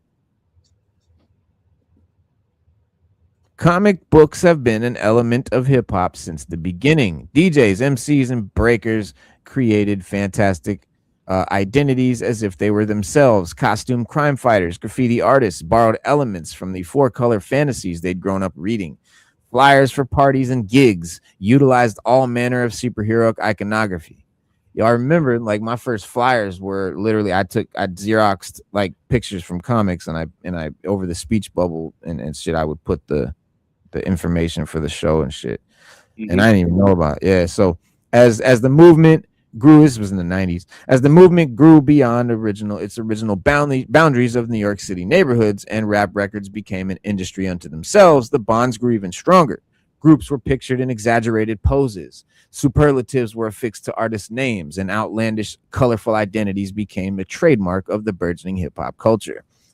But comic books were slow to respond. Marvel, DC, and Archie Comics nodded to hip hop popularity, introducing breakdancers and rappers into their titles, but those were simply hip hop comic characters. It was time for a hip hop comic, and like all hip hop innovations, it wouldn't happen to the mainstream. It had to come from the underground. And then you got the Rap and Max Robot. In 1986, New York artist Eric Orr published the first issue of Rap and Max Robot. Orr had already made a name for himself as a graphic artist and self-distributed his 12-page pamphlet in record stores and comic shops around New York. His cartooning style is loose and energetic, taking cues from underground comics and graffiti art and creating something new and fresh in the process. There are echoes of Von Bode characters in Max's design and a freedom of line expression in the quick paced pages that speak directly to the spirit of hip hop as it was created. A group of people taking the best parts of the past and remixing them into something fresh and new. Or followed up number one with two special editions, both folded 11 by 17 zines that sold for 50 cents each. The full page story followed Max as he carried his boombox to and fro, rode the A and 6 trains around town, and schooled an aspiring MC in a rap battle. The flip sides of the issues featured fan art, news items, and announcement of Rap and Max t-shirt, random doodles. But you got to understand at this time, there had never been some straight up hip hop shit going on in a comic like that, like a rap battle and all this. Like this shit was like crazy. And so at the time, and it was for the Max comic book, or created Maxwell Robot strip that ran in Rap Masters magazine and went on to great acclaim as a graphic designer for record labels and groups, creating logos for artists and companies including Busy Bee, Masters of Ceremony, Ultimate Force, Jazzy J, Rowdy Records, Strong City Records, Lord Finesse, and the Diggin' in the Crates crew. His most recent comic work appeared in 2010 in the first issue of Worcester Comics, an anthology published by graffiti street arts activists, the Worcester Collective. Or continues to use the robot as the personal trademark to this day, incorporating variations of the character on his image and paintings and other artwork. Yeah. Ground Zero, the first hip hop comic. So Shout out. the artist that I was talking about, what I was thinking about, and they came to me, that was as far as anime and was out there futuristically, was Ramel Z. Y'all know about Ramel Z? I heard that name before. Yo, Infinite. He passed away in 2010, though. How you spell it? Z. How you spell it? Z. I think I got some of his work, if I'm not mistaken. RAMMELLZEE. There you go, right there. I think I got a T-shirt of his. Ramos yard. Okay. Z. Bambata. Shit. Yo, he's futuristic like that. He come up from under them. He looks like Bambata or George Clinton or something. Yeah, it's like futuristic funk, and a lot of them got it from what's his name? Space is the place. Space is the place. Oh fuck. Oh, what's his name? Because he did like a M.A.S.K anime. Yeah, I mean, if you look close to it, it's like that's sick. Yeah, it's like different. It's like junk. It's just junk. Yeah. He takes it and he works it and gives it a whole language. Right. That's physical graffiti. Yeah. He's definitely one of the OGs, pioneers of the even in the street art realm and going into, a lot of them transition into going into museums and exhibits. Yeah. So you know what I mean? They come out the street. Yeah. Fab Five Freddy was also pivotal in that. Very pivotal in that. You know what I mean? Shout out to him. Yep. Shout out to the OG. Yeah. Yeah. And also can't forget, we gotta give my man props. My guy prop. Yeah. The first Boondocks book. Let me see. Let me get a. Oh yeah. Ooh, that's hard. Yeah, Magruder. I had my copy. And then there's the second one. Came out. The second one. Oh, I ain't even. Did they sell out back then? Yeah, it did. It sold out like. Damn. And hold on. Fuck. I ain't got either one of them shits. It is this one. Oh, wow. And then last but not least. Wow. Yeah. Yeah, man. When Boondocks first came out, I was on it. I was on it. Can you flip through one? Can you flip through one real quick? Yeah. Remember when it was in the newspapers? I remember. Don't matter. In Staten Island Advance, and I think they had a spot in the Daily News, I believe. One of them. It was always on Sunday. You got the cartoons in the newspaper on Sundays because you got the big ass newspaper with all. Right. So I'm looking. I'm like, yo, who's this dude? This wild fro, and then his right. It was just so dope. The comic strip was, and that I remember that shit in the newspaper, man. Yeah. Now this one right here, hold on. This is where that episode came from. This is what told me that their parents died. No, I'm sorry. No, this is Happy Father's Day. There was another one they did in here where explain what happened to their parents. Yeah. Now, one thing about the Boondocks, they were supposed to have. Did they ever make a comic book? Did they ever make a comic book? That's the book. That's it. But isn't that the comic strip from the paper put into a book? Yeah. Oh no, so they had some new stuff in it. Yeah. Expanded. They have some original stuff. But they don't have any like colorful graphical comic book. Yeah. I got you. That's what I'm saying. There was like in those books, there were some panels that he couldn't put into the newspaper, so he added it into that. So right. I got you. Bang. There you go. The color version. So it's dope, man. And he loves manga too. Aaron Magruder. So and it comes across. In fact, there's a controversy saying because a lot of people say that Boondocks is considered manga anime. And of course, the anime purists are like, no, it's a cartoon. I'm like, right. Yeah. It's anime. Yeah, I mean, so yeah, and the definition of anime is it have to be made in Japan by Japanese artists? Yeah, well, that's what they say because when you go to Japan, you ask them what anime is, they'll say it's cartoons. When you come here and say anime, you say no, they're Japanese. It's Japanese animation. Well, We used to call so it Japanese anime back in the day to be specific. generally you have manga, which you have Mhm. a person that makes manga is called a mangaka in Yeah, Japan, a mangaka, and so they which make is the comic manga. in Japan. Yeah. A lot of them, a lot of manga is based on novels, like actual just novel books, like regular Mhm. books. And Exactly. then they go and they take the mangas and convert them to anime. So like almost Right. there's very, very, very few animes out there that were not a manga first. Yeah. A Yeah, manga being manga is like the basis, and I don't even read manga like that, but I watch anime. yeah. I But it's collect like both the sides. Yeah, basics.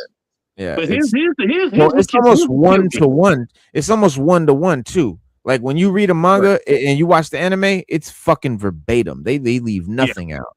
Yeah, I love that. No, I they're love that. usually right on point with. Versus how comics and DC will take a story like Flashpoint and completely fuck it and make it or Hush or Infinite Earths.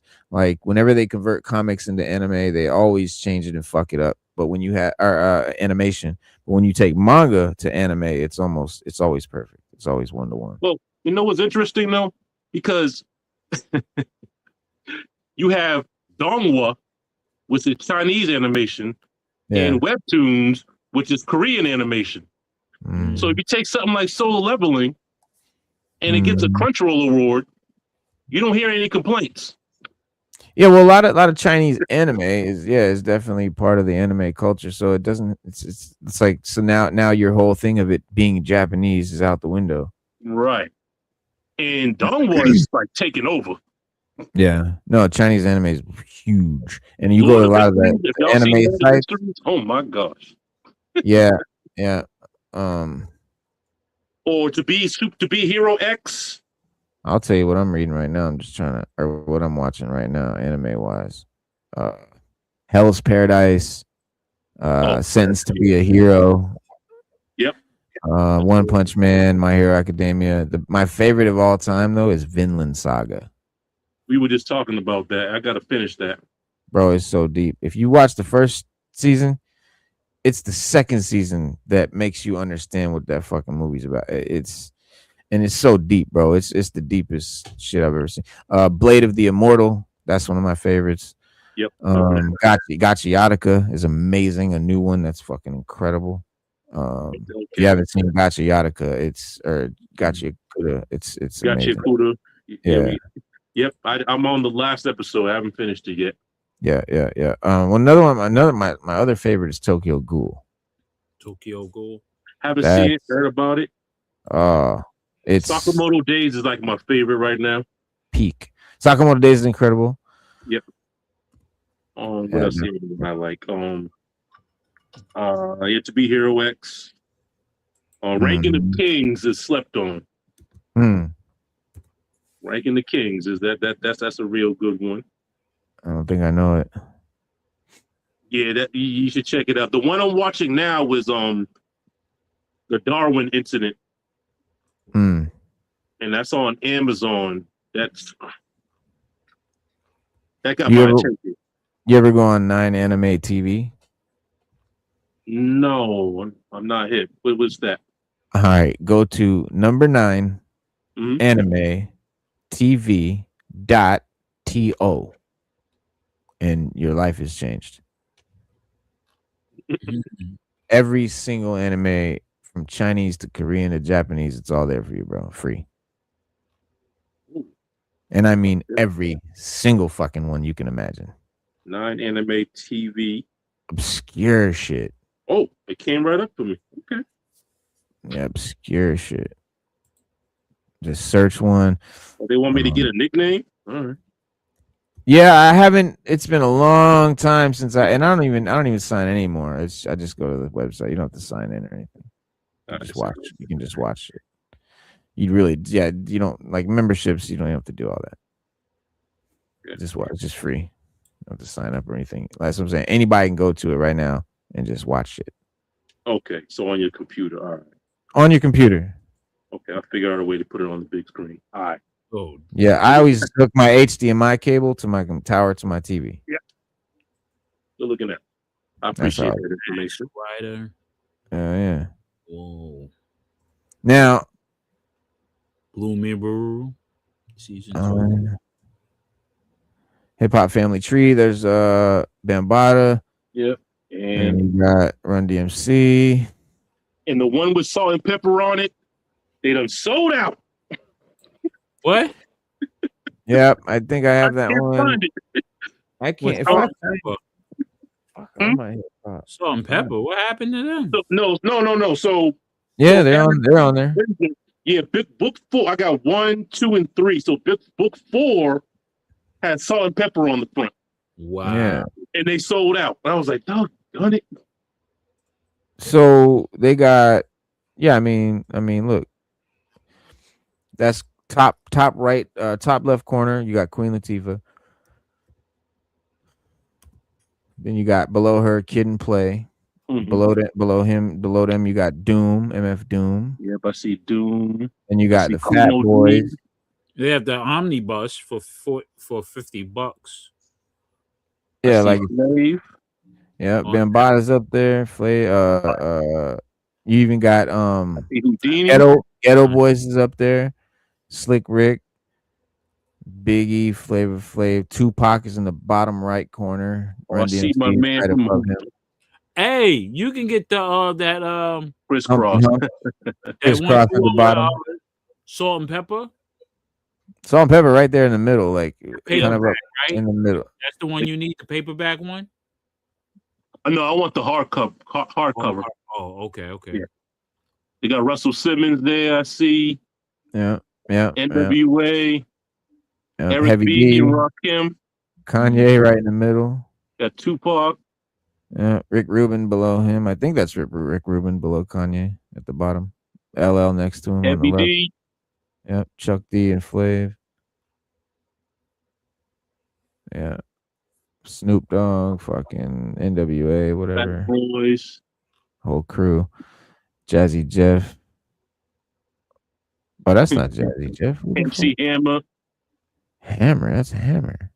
Yeah, right below Humpty. Yeah. Rakim is next to him. Yeah, Rakim and Eric B. Yeah. Run DMC, Beasties. Yeah. Wiggy. Cool Mo D. Wait a minute, who's that with the high top? Right behind Chuck D. Yeah, I was wondering that too. Is that someone from one of them old groups? Like it might be King's son. No, King's son didn't have a high top. That's not. Hold on, right behind. No, that's Terminator X. That's Terminator X. Okay. Oh, that's Terminator X. Yeah, that's Terminator X. Yeah, Terminator X. He's right next to Chuck D and Flav too. So we should have known. Terminator X. Yeah.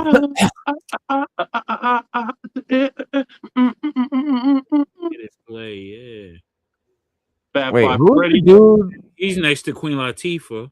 Yep. Yeah. But who's next to Fab Five Freddy? Right next to the dude with the hair, right? Mm-hmm. Yeah, that's Kool Keith. Oh,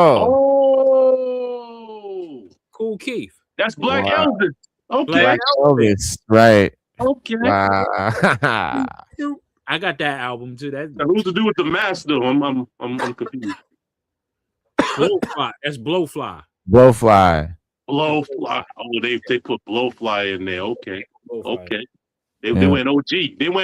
Okay. Yeah. Super OG. And you got another high top fade next to Blowfly. Is Rudy Ray Moore in there? No. I think that high top fade right there. Yeah, above Heavy D. I think that's Tim Dog. It's either Tim Dog or no, Tim Dog didn't wear glasses. Who is it? I'm thinking Awesome Dre. Okay. Or that's obscure. King's son. Oh no, wait a minute. Wait, no. That's who's there? Who's Salt and Pepper's manager? And Kid and Play. This dude that was over there. Oh wait, ain't that Humpty Hump? Ain't that Shock G? It could be Shock G. I was thinking Shock G. Yeah. Why is he always separated him and Humpty? Because they would do that. But no, they would do that because remember how they always pretended they were separate people? Yeah. So they would keep them separate. Yeah. That would just be that. I mean, Ed might do that. Ed might do that because that looks like fucking Shock G. Like it really looks like Shock G. Yeah, he do. It might be the glasses. Yeah. It might be. That kind of threw me off because they were. Hold up. Where's Money B then? Right. Money B. But that, I don't know. I don't know. You ain't got to put them all. You ain't got to put them all. Yeah, you got to put Money B on. Yeah, because it's the You group. ain't got to put Money B on there. You ain't got to put Money B. Yeah, you got the group. You got the Beastie Boys. They got. I can't leave Money B out, man. You got Tupac. You got Hump. You got but Tupac. Boys. Tupac in this. He's not one of the Digital Underground in this. He's got the bandana and everything. Yeah, he got the bandana, Tupac. Yeah. But I'm saying Humpty Hump is just an iconic Money B's not that iconic. Like, I'm sorry, Money B. I don't know, man. Yeah, Humpty is. Sorry, Money B. No, that's the homie. That's the homie. That's what I said. The illest song they did besides the Hump was what old 80-year-old type joint. Ladies don't know who he is. That's like saying Malik B ain't iconic in the Roots. Rest of him. No. What I'm saying is some old 80-year-old white woman does not know who Money B is, but she knows who Humpty Hump is. She knows who Snoop Dogg is, but she doesn't know who, you know what I'm saying, DJ Yella is or DOC is. But they're iconic. To us, they're as iconic as anyone. But if he kissed her, then she kissed her back. Yeah, that song right there is the song that they did. Nice. Besides, the Humpty Dance. That was crazy. Yeah. I mean, they had other joints. Don't get me wrong. They had some other. Shock G, the one that put the satin on your pants. That was like, I was. Rest in peace, man. Rest in hip hop, man. Rest in Star, because Star from Star and Buck Wild, right? Mm-hmm. Yeah, so I was on his channel. I called in and stuff, and he had a poll up: who's better, Earth, Wind, and Fire or Parliament Funkadelic? And I was like, well, I give it to Parliament, even though I'm in New Jersey, Plainfield. You know what I'm saying? Yo, salute Black Genghis. And Plainfield is P-Funk. This is where Parliament Funkadelic come from. This is where George Clinton used to come from. Right. So that's why it's P-Funk, Plainfield Funk. So I thought it was Parliament Funk because it was Parliament. Plainfield. That's how it started. Then he named it Parliament. But if it wasn't for Parliament Funkadelic, West Coast wouldn't have a real sound in hip hop. It would not have a sound because Parliament. No, that's yeah. I mean, yeah. And all their songs, they get it from the funk. They get it. Well, G-Funk came out after, like, around the Warren G era. Like, they called it G-Funk after they came with it. You know what I'm saying? But the homage to the funk era. They always had the funks, even since Stax Records out there on the West Coast. It was always about the funk. Yeah. On the West Coast. When you want to hear some ill funk shit, you gotta go funk West Coast. is from, yeah. You know what I'm saying? As far as hip hop, funk, come on. Hands down, nobody can duplicate. I mean, the only one who can really get busy with it on the East Coast is Eric Sermon. Yeah. Hands down. Yeah, I agree. I'm a G-Funk fan to the heart. Like, that's... Yeah, son. That's my summertime vibe. Oh, hell yeah. Shout out to Battle Cat, one of my favorite producers, man. Yes, sir. Now, Battle Cat, you wouldn't have all them crazy dog pound hits. Yeah, that's right. You have Dre, of course. Dre is the mastermind. But y'all do not sleep on Daz Dillinger, bro. Oh yeah, Daz. I'm not gonna never. Shit, Daz. Of course, DJ Quick is also in Warren G. DJ Quick on them keys. Quick is Scott Storch. Scott Storch. Yep. Scott Storch. Come on, man. The man on the piano, man, on the keys, man. Yeah, man. West Coast. All right. Yeah. So those. West Side. But everybody West up. I want to get into a funk mode. I usually, because like East Coast funk is more aggressive, in a sense. Like it's hard, but it's aggressive. But funk from over on the West Coast, G funk is just cool. funky. It'll fuck you up, but you just on some chill. You know what I mean? Yeah. It's that summertime vibe. Hell yeah. You have the cookout. You're just chilling. So everything goes around, even with hip hop and comics and stuff, all these characters, it's all funked up. Like they say, funked it up. It's all funked up, man. It's all in this. Funked up. This just says comics are hip hop, the remix. He said, this is some new shit. What is this? Okay, what is it? The first wave, respect the architects. Brother Man 1992 Big City Comics, Icon 1993 Milestone Media, Tribe 1993 Image Comics, Purge 1993 Amara Entertainment, Body Bags 1996 Dark Horse Comics, and Blackjack I had that dude that did 1992. that drawing. Which one? The big booty. Yeah, that right there. When I first seen that, I had to get that comic, man. The Tribe, yeah. That was in my Tribe comic right over there. It says Yeah, but I mean, that was like, yo, once you seen that, he's like, I know a couple of girls who look just like that. Yep. Damn. That's exactly what we were talking about when I met him. Yep. No. It says that it says hip hop. It says hip hop.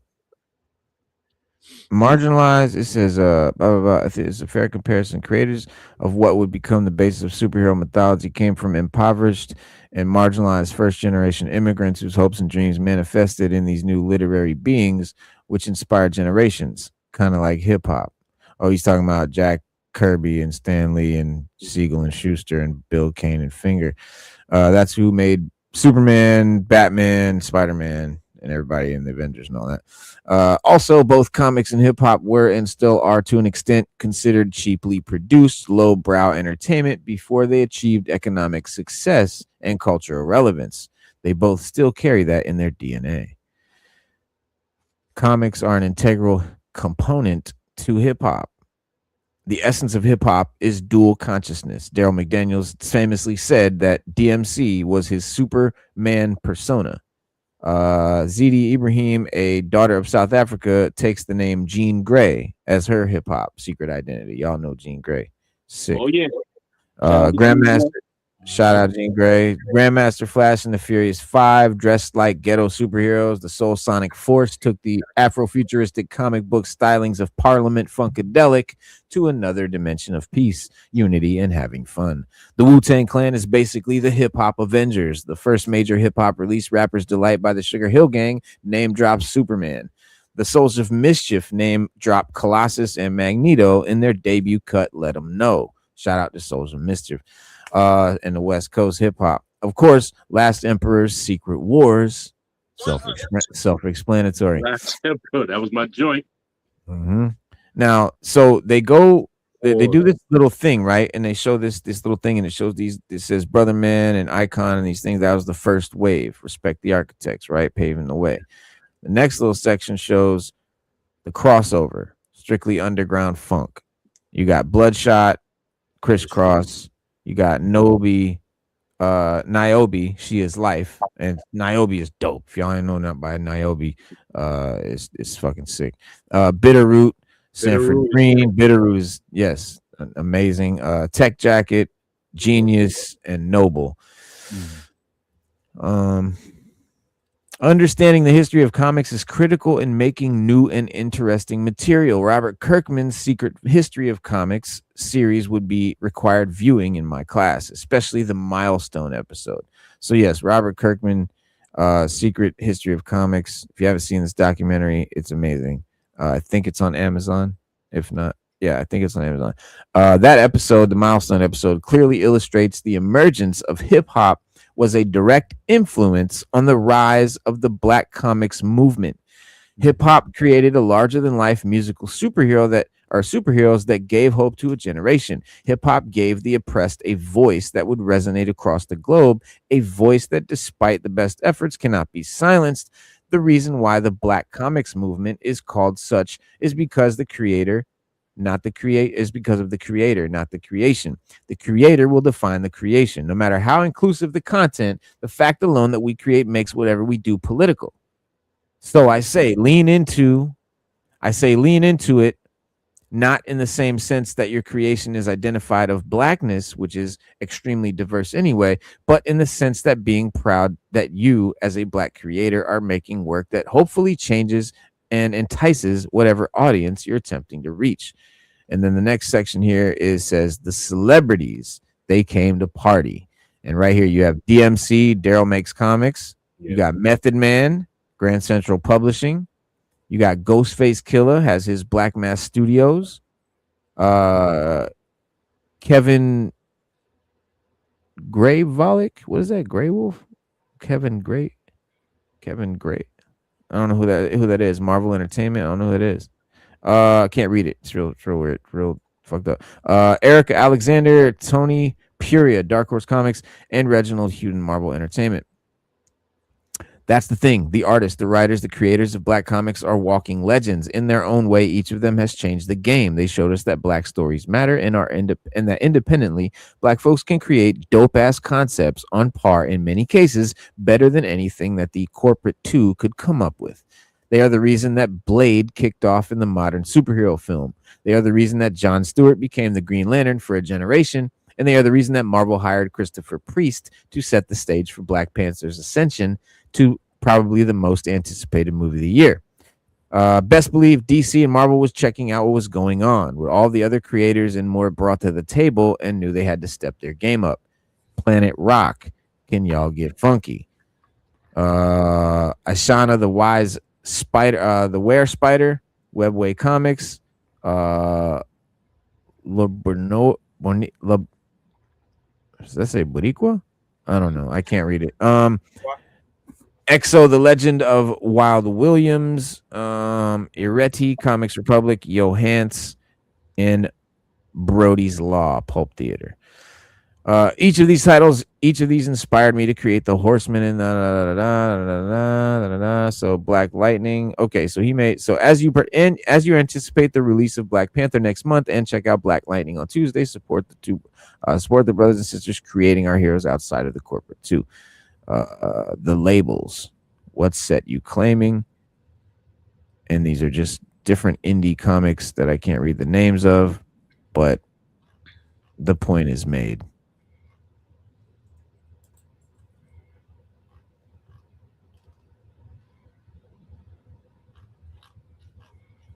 Oh, wow. Okay. Well, this one talks about MF Doom. Says, yeah, I mean, yeah, it's one of my go-to comics and hip hop icons. You know, like, and one of the coolest things that MF Doom ever did was one of the things that he got criticized for the most. And he would have a concert, right? He wouldn't show up at all. He would have somebody else show up in the mask and lip sync. And people would get upset. He's a villain, man. Hey, it's a Doom bot. Yeah. Doom bot. Yo, he ripped that brand, man. Straight up. When I found out that he did that, it made me love him even more. Yeah, that's some Doom shit to do, for real. That's some Doom ass shit to do, bro. Like, come on, bro. You know how many times the Fantastic Four crushed Dr. Doom and found out he was a robot the whole time? I want to meet some of these Doom bots. I want to know, yo, man, how much did he offer you to do that? Like, did he get like y'all I'm betting they did it for free. I'd have done it for free. A lot of people done it for free. Yeah, shit. What? Imagine Imagine he put in his will that Doom bots need to pop up once in a while and throw a show. That's what that would be phenomenal. Fuck. Can you imagine? I would sign on for that to be a MF Doom bot, for real. Just you know what I'm saying? That would be sick. That'd be crazy, just to keep the name and alive the way. Because I mean, he's a start a movement. Yeah, it's a movement, dog. Like Doom bots. Yo, dudes that just show up and do whole concerts. Yeah, like we can still have MF Doom concerts. Mm-hmm. Yeah. Why not? If you have a Doom bot, it can't just be any asshole though. It got to be somebody that really knows Doom and like. It got to be his family, people who. Yeah, hopefully someone that has been a Doom bot in the past. That would be. Yeah, that's what I'm saying. Like if he had dudes that were Doom bots, and he's like, "Yo, in case of this, boom, carry it on in this way." You don't have to create nothing new. Just have a celebration in my name or whatever. Yeah, rep the brand. That's it. Yeah. Every year on July 13th, his birthday. You know what I mean? Put on a Doom show. Yeah, and on Halloween, when he passed. Yeah. Yeah, October right. Definitely on 31st. Halloween. Imagine that on Halloween, the illest Doom show. Come on. That'll I be still, sick. And it's kind of like, if you think about it, it's kind That's of what like made me think it was fake because, like, how is the rapper known for wearing a mask die on the day of on the holiday of wearing masks? yo, it's wild, ain't it? Ain't No, that but wild? he did pass earlier. They just released Yeah, it yeah. on That's what Halloween. it was. They announced Yeah, the information on Halloween. Yeah, yeah. But it's just like being an Elvis impersonator or a yeah, tribute. right. Go out there and do it for Doom. You know what I'm saying? Exactly. That's it. That shit. A fucking That'd be sick. Because rock and roll, where's the they fucking got movement, tribute bands. Why bro? not hip hop? Well, because historically, and it's like a thing of hip hop. You don't bite. You definitely don't. You know what I'm saying? But I'm Lip saying sync to for one another. people that But in this passed on. case, and also now in this generation, like so much shit has changed in hip hop Yeah. that wasn't the case back in the day. Just because we've grown the fuck up. Yeah. A lot of us are older now, and like back in the day, there was no old hip hoppers. True. We fucking, you know what I mean? We were kids. We started it like that. I mean, what, you know what I mean? Like there was no generation before us doing it. So Yeah. that's a new thing that we are now the old heads. We're the, and like there's now old people that do rap. And now we have artists that are in their 50s, some pushing 60, still putting out incredible albums that I, Exactly. You you know what I'm still saying? got Kaz is still out there. These guys are still lyrical, man. It's just they just got to find their lane. That's Yeah. all. And But look at what Nas just did with the Mass Appeal. Like them Mass Appeal 7, all 7 of them albums. Everyone in the Mass Appeal 7 is the ones that are alive yeah, are in their 50s. I think it would be dope if since we're back into the underground phase of hip hop, what I'm saying, no longer really gunning for the mainstream because let's say the honest truth, Still corny. mainstream sucks. Yeah, it's still corny. Always has been. So Mighty Rax, what up, man? Peace, it'd man. be ill if you would see a younger MC collaborate with an older MC, like on some. I want to see like Kaz or Melly Mel with somebody rhyming and stuff like that. Just mix it up. Let me get the combinations out here. Let me see who's gonna get ill on the track. Let's see, where we at as a culture on that level. Let's give back and make new shit, make new music, because everybody got different experiences in this hip hop. Let's see where we could take it. Let's what I'm saying. And it don't have to be, I'm the baddest, I'm this. Even though that was part of it, let's get into some other mind, and let's create new worlds with it. Because that's what MF Doom did. That's what, I mean, that's where it became. That's when what happened. Did it. You know what I'm saying? That's what De La Soul and Tribe Called Quest and even Wu Tang and everybody they created a whole cinematic, a whole new where it wasn't just about I'm the baddest and my DJ is the baddest and we about to that's or it's not about my cars, my clothes, my money. We don't care about that. Look at Last Emperor, existential shit, right? Secret Wars. Come on, that's the dopest shit. And he did the voices. Incredible, like yeah. I mean, there's just no that like that. There's literally no way you can ever fucking defend or deny that hip hop, that comic books literally are the inspiration for basically from early hip hop even to today. Like it's so just not just so obvious, but it's so intricate and it's amazing to see how deep it goes. Like I didn't know half this shit when I made this channel. I didn't know how deep it went. I didn't know how much comics were a part of hip hop. I knew they were, but finding out the ways, bro, it's crazy. Yeah, man. I mean, it's crazy. This says this is the we're doing. It says comic books are an integral part of American culture and have influenced the industry, every industry one can imagine. Rap music is no exception. And I say that hip hop did the exact same thing, is an integral part of American culture and has influenced every industry one can imagine. Since the early days of hip hop, comic books have played a significant role in shaping both its lyrical content and aesthetic. Many rappers pay homage to their favorite comics in both their lyrics and album covers. Several others have built their careers using images and references associated with popular comic books. The influence of comics on hip hop poetically reflects in the similarities between both art forms. Each is a fantasy brought to life, filled with larger than life characters and storylines that bring out the absurd in the world around us.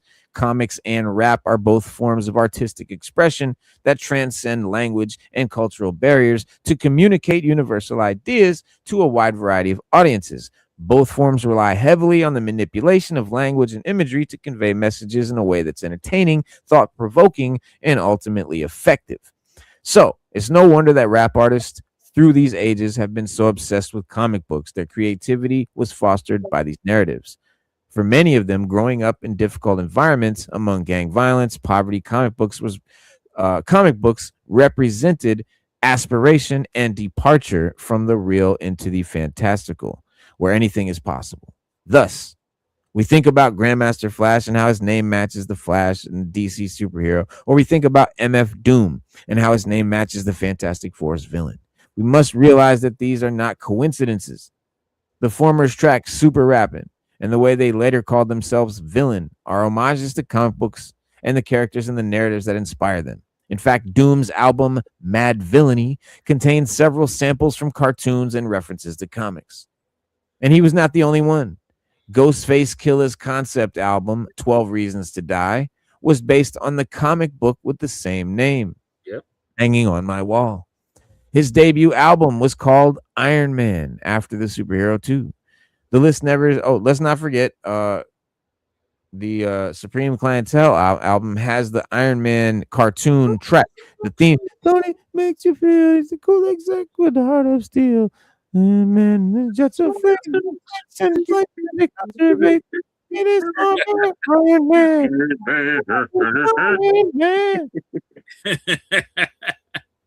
Fucking Jay-Z released Kingdom Come in 2006, which is an album based on the DC Comics storyline about Superman. I did not know that. I did not catch that. Jay-Z's Kingdom Come album is based on the Superman Kingdom Come story. So today, when we can see rappers like Childish Gambino and Logic, who publicly accept the mantle of being comic book nerds and openly talk about how much comic books have influenced them in their careers, it's important to remember that this is cultural artifact passed down from artist to artist in hip-hop. Peak.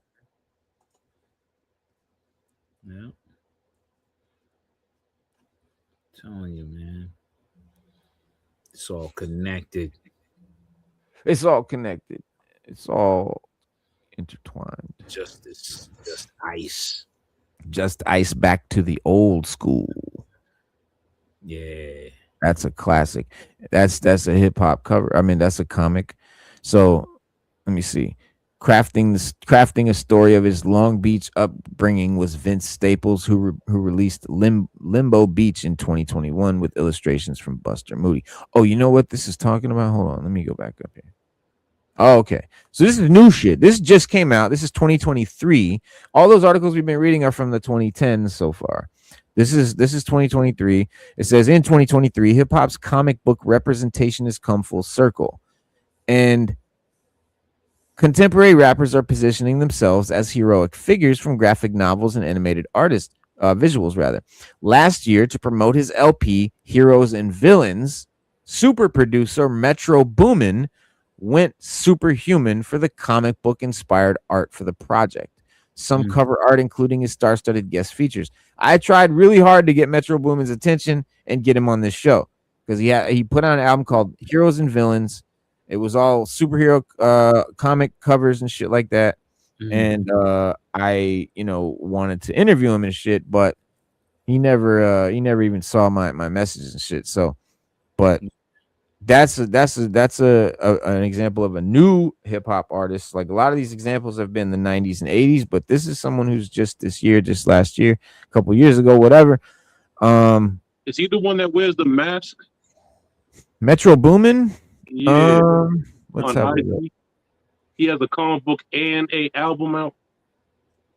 Let me see. Metro I Boomin. don't know what he looks like. I just seen his shit on Instagram. Yeah, I remember there was a Yeah, dude. that's him. Yeah, I've seen him. I've seen him. Yeah, that's him. That's him. Metro Boomin. Yeah. Just a young cat. And that's why I wanted to get him on the show, because he's a young kid talking about comics and hip hop together. And that's dope that it is still such a very, integral part to hip hop. Oh yeah. Even a lot of these, and it's not just Metro, like a lot of the young rappers that are in their 20s and teens that my son listened to and shit, they're talking about superhero shit. A lot of anime shit they're talking about too. Yeah. A lot of them have their names, you know what I'm saying? Yeah. But like, here's some of the album covers that Metro Boomin was doing. Oh yeah, anime is the thing right now. Like, see, these were the heroes and villains covers from Metro Boomin's I have album. a niece. She does anime. She's dope as hell too. So I'm trying to work with her on some stuff for the future. Who's this? My niece. Your niece. Oh, your niece. Yeah, she's definitely dope with it. I told her she got a career in it. If she want to go to Japan and all that, you can do it. If you want to get with those studios and learn under their tutelage and stuff like that, just go over and get into the culture, because it's a culture all its own. Anime, that's a whole. We think hip hop. We influence a lot, but then there's cultures within the culture. It's like little sectors, like. You know what I mean? It's really dope. It's really dope. A huge anime culture, like a huge one. You can't be, Yeah, look at this. By the way, your girl M.A.S.K coming out with an anime. Y'all gonna check it out? Who? Meg the Stallion. Megan the Stallion? Yeah, she got an anime coming out real soon. I'm not a big fan of Megan the Stallion. Right? Well, I would watch it just to see. Yeah, I'm gonna check it out. To understand. Now, if she, I imagine it's gonna be something like Steven Universe or something. No, well, I mean, if it's something ill and she's a part of it, so it's which is fine. Look a certain way to understand Steven that Universe all she was doing was most of them are just actors, in my opinion. Mm-hmm. You know what I'm saying? They got to keep this perception up in order to make the money. They got to keep the character going. You know what I'm saying? Sometimes that character hinders them in certain ways, but they got to keep the character going, even though they're not really like that. You know what I'm saying? Right. She's teaming up with one of the co-writers of the Boondocks, not Aaron Magruder. I forgot the other dude's name. Okay. Hold on. Not the dude that's he plays Tube Steak. Is that? Yo, these are the Metro Boomin. Look at these. These are the comic covers that he did. I said that would be funny if that's Tube Steak. Hold on, let me Yeah. That's based on a one of the guys that's down with Aaron and stuff. Yeah, because Tube Steak was funny. He's yo. Yeah, me in tears, bro. Hell yeah, those skits are crazy as hell. Okay, Megan Thee Stallion is developing her own original anime series titled Hotties for Amazon Prime Video in collaboration with the Boondocks producer Carl Jones. No interest. Okay. Carl Jones totally different. Announced at DreamCon 2025, the series is in production, with Megan actively recording voice lines and shaping the project, promising a unique blend of anime culture and hip hop. Yeah, I'm good on that. Well, Meg, come check out the show. Get some insight. But it's called Hotties, right? Hotties, I think, yeah. You know what she's trying to get at, though. You know where she's trying to go with it. And I peep, and I sometimes like a peep game. What are those dolls that everybody's playing with? These girls are playing with. They're all in Target. They're called something. I forgot what they're called. Those brat the dogs? Lulu, the Moo thing, the like Boo the Boo. like the brats. They're like brats, and then there's another doll. That's just like brats. They got the Day of the Dead dolls and all them crazy shits. I don't know. But she's trying to get into that world where she can create her own dolls. Well, that makes sense. I mean, that You know what I'm saying? that makes sense. You Yeah. know, So I see the movement. I see the movement. She loves I'm all anime. for She's it. definitely into anime. I mean, I'm all for it, man. You know what I'm saying? I ain't gonna hate on the game. I mean, whatever she puts out, you know what I'm saying? As long as it's now, if she come out with it all crazy negative stereotypes and shit like that, you know, is gonna see. That's my thing. Yeah, Like, of course. I want to. If it's gonna be something unique, I'm gonna check it out. But if you're gonna do all that, if you're gonna be on that stereotypical obvious stuff, I'm like, oh come on, bro, yeah, come on, bro. we can't just jump to Look. conclusions though. No, it's not a conclusion, bro. Look at this girl. This is who we're talking about. And the show is called Hotties. What the fuck do you expect? it's fan What are service. we talking about, bro? Look at her. Like this is not. I'm not expecting no deep shit. What are those dolls or what are they called? Hold on. I'm not expecting no deep shit. But I'm just gonna be fair. I'm gonna be okay. But I mean, I will give it. I'll look at it. But someone said his homie gonna be in it. What's his name? What's the one she was? What's the dude she was with? Oh, BDBGB, what up? What up? Oh, you talking about To the chat. Dang. boy, they got locked up, right? Yeah, what's my man's name? Tory Lanez. Someone says Tory Lane's gonna be in it. I was like, yo, y'all are messed up, man. Come on, stop. Who said that? Someone, no one in your chat or anything. Oh. Someone I know. When I mentioned it to him, yo, is Tory Lane's gonna be in it? I'm like, yo, come on, man, stop, man. Yeah, I mean, this is what I imagine it will look like. The anime characters like this. But see, here's my thing: if you're into anime and comic books, like which is fine, that's anime. That's what I'm saying. If you're into it like you say you are, right, you probably don't want to do the obvious. Well, that's what I'm saying. Like, I hope this isn't. I hope she doesn't, but she might just be trying to cash in, and she might not. First of all, we don't know her level of input. True.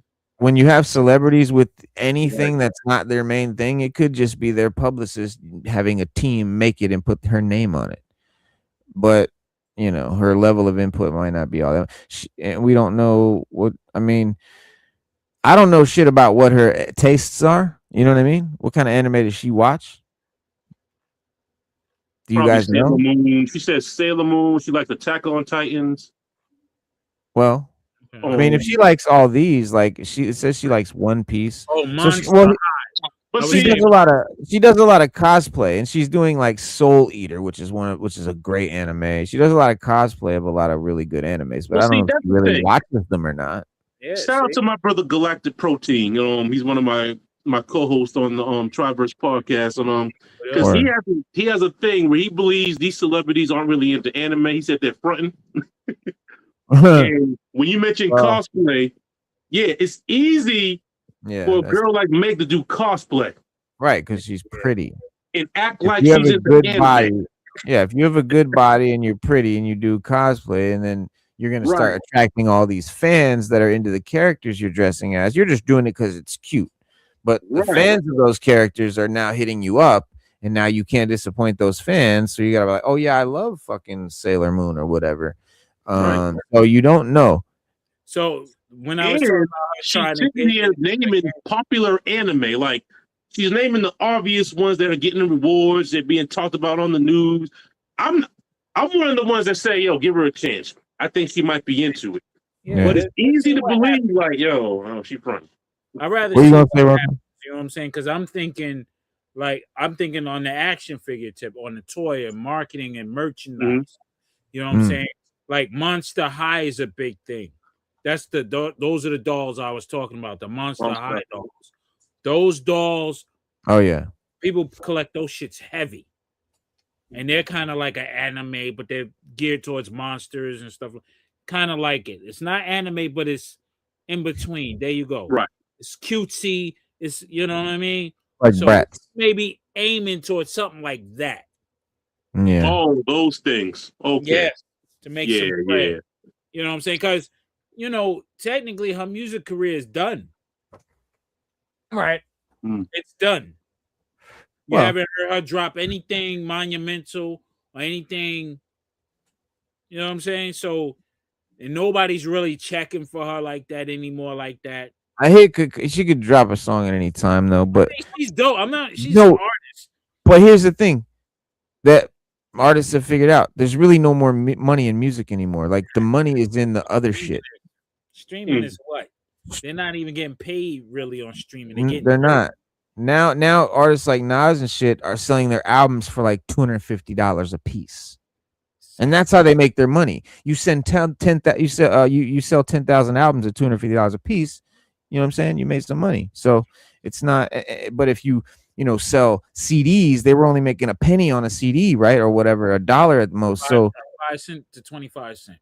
yeah. So some contracts. when you're selling now in the way it is now with our art, I think our artists have it the best because from our era, because they can sell physical albums. A lot of these kids aren't buying physical albums. We still do. And we'll pay $150 for a Nas album because there's nothing else, there's no other way to get it now. And like it's cool to have a physical album. We know that's something that's really not happening anymore. And collectors will buy it's a collectible to us. Mm-hmm. So that's how they get off now. But the money is in the other shit. So whether she puts out a song or not, the song is really just to get her popular so she can sell merch. That's what it is now. The song gets you popular, but you're not making money off it. You're making money off your dolls and your cartoons and your every artist has a clothing label and shit. Just like perfume. Just like YouTube. Some people should use YouTube as a commercial for their merch. You plug in, you gain an audience, and then you monetize it. You don't even ask your audience for donations. A lot of YouTubers do that, donations. No, offer them, if they're following you and they love your content, offer them something where it's even exchange. Right. This way, there's no harm, no foul. I'm not begging you. I'm not pressuring you, but you're getting something of value. Right. Yeah, like I wanted to set up one of those things. They got the thing. They got a thing on YouTube. You can set it up where I can give you certain shit for certain membership fees and shit. Yeah, because there's a lot of people are like donations. Some people are used to doing it. Some people don't mind it. But it's like, I wouldn't do that. I would like, yo, I got some t-shirts, reasonably priced. You want to support my show or what have you? That's how I would approach it. Because I mean, you're getting, you know what I'm saying? You can expound off of that. If you're out there talking about, hey, please send me a super chat, guys. Come on. Yeah. Fuck. What are we doing? I think creatives. Are people doing that? If you're really serious in it, that's where you go with it. You take it to the next level because now your merch is your merch. Even if you say, hey, yo, I got these art prints, for your man or whatever. Yeah. Support the channel by buying this. It can be videos that only you can see, only paid people can see. There's all kinds of ways to give something for it. Yeah, you want something like a trophy. It's kind of like a trophy. It doesn't have to be a tangible thing. It doesn't have to be. It can be a service or it can be an inside thing. But yeah, a tangible thing is always nice. Yeah, if you write a book or you do something like that, hey, yo, check out my book if you want more insights on how I think and how I approach things. Boom. My book is on Amazon or my book is on Kindle or whatever. Support. I can't wait till my book is finished. This way you have that, that way your people who follow you can understand you more and understand your insights. I think that's the next wave or the next level of social media because you have to create it as an exchange now. It's not a one-way thing anymore. Yeah. You know what I'm saying? Just being a personality is not enough. You have to offer more. Yeah. In return, you have to offer something, like even if you're offering information. But back in the day, YouTube, you could just hop on if you had a cool personality or you were weird or funny or whatever, and people would just watch you and shit. And you didn't have to really do anything or inform anybody or have any facts or anything like that. But nowadays, it's like you have to give someone information that they can feel they learned something from watching your shit or enjoy the information and had fun with it too. Yeah. It clicks with them. Oh, I was just thinking this the other day, and you're talking about it now. This is crazy. Yeah. Boom, boom, and then you go in and then get into some great discussions and points of view. That's why I always get facts, and I don't really say shit unless I've researched it first. Yeah, because I want people to know that if they come and watch a video on Sixth Element, they're gonna learn some shit, and anything they hear, they can take it to the bank. They don't have to worry about, are they just talking out of their ass? I don't do that. Like, I'm not doing that. You know, and you can't do that. You can't do that now. You will not get views. You won't get subs. You won't get followers. Nobody's gonna care anymore. Nowadays, people want something for their time. Because, you know what I'm saying? That's another thing too. These videos are long. Like, it's 2 hours of someone's day, 3 sometimes. So you have to give them something that whole time. Like, I don't want to just be sitting here babbling too much. Like, we have to give them something for this whole time. That's why, you know what I'm saying? So, but it's a new era. It's a new world out here in these streets. Great time, man. If you're about your art and information and things of that nature, and you want to go crazy with it, it takes time and hard work, but it's worth it. You know what I mean? Yeah. That's why I'm jumping in the pool, but I just got to do it in a certain way. You know, some say just jump in and learn from there, but I'm a type of person, I want to at least have my foot well grounded. I want to have that time to really, just don't want to pass through. I just want to keep a steady flow. Right. I like nothing interrupting my flow. So, yeah. Word life. For real. Because I wouldn't want to jump on here and give people half-ass Eric. You know what I'm saying? Yeah. I want that. I want them. If you really want to understand where I'm coming from with it and how I see it, maybe you can relate, or maybe not, or maybe you're against it. Cool. I'm all for it. I love mind stimulating and productive conversations. Yes. That's it. Yeah, intellectual shit. Yeah, man. Because there's enough crazy shit out there, enough dead brain shit that, you know, we all participate in it now and again. I ain't gonna lie, I like the stupid shit sometimes. Sometimes we need to break away and just be dumb. Yeah. But sometimes, you know, I don't want to be dumb all the time, and that dumb shit all the time. Like, can't at this age, bro. You know what I'm saying? Like, you know, when you're young, it's one thing, but I gotta fill my years with shit that fucking makes sense and that has substance. You know, that's the whole thing. But this is validation thing of your mind, validating what you thought already or already knew, and it validates it, and it's like, yo, I was right about this years ago. Oh wow. Yeah. You know? Yeah. This is dope. This is our shit right here. This is our shit. So all the Grandmaster Cast and Flash and all that good shit that our, you know, uncles and older brothers listen to, this is our shit. It says, but superheroes and villains from publications like Marvel and DC Comics weren't just limited to replica front cover artwork. Albums like Organized Confusion's 1994 LP stressed the extinction agenda. Shout out to Organized Confusion. I'm saying Outkast's 1996 sophomore album ATLiens, its influence was resounding in hip-hop content. In the mid-90s, Zev Love X found new life as MF Doom, channeling Marvel vigilante Dr. Doom while using Spider-Man samples and wearing various chrome-plated gladiator masks. By the way, MF Doom's mask, it's the mask from the movie Gladiator, which is one of my favorite movies. Not Dr. Doom, but that's a little known. Yeah, my bro has his mask and shit. Yeah, and I was like, oh, you got the MF Doom? Yeah, you buy his Gladiator. I was like, oh, exactly. Yeah. I remember that. Yeah, that's what I need to grab one of those because I love Gladiator too. Shit, I had a metal one that I was gonna get, but I don't know what happened to that shit. But it says East Coast Collective, Wu-Tang Clan, even gave nods to comic book characters and pseudonyms like Johnny Blaze and Iron Man from some notable comic book artists like Sanford Green, who illustrated the 2008 graphic novel Method Man, based on a legendary Wu-Tang Clan member. The dawn of the hip-hop culture magnified a fascination with cartoonish visuals. Yes, there's a comic book out there called Method Man. Yep. Right there. And there's a Wu-Tang, the 9 Rings of Wu-Tang. Yeah, I have that too, right up there. The whole shit. Number one with the girl on I have the variant with the chick on the cover who looked kind of like Kelly Rowland. Okay. Yeah.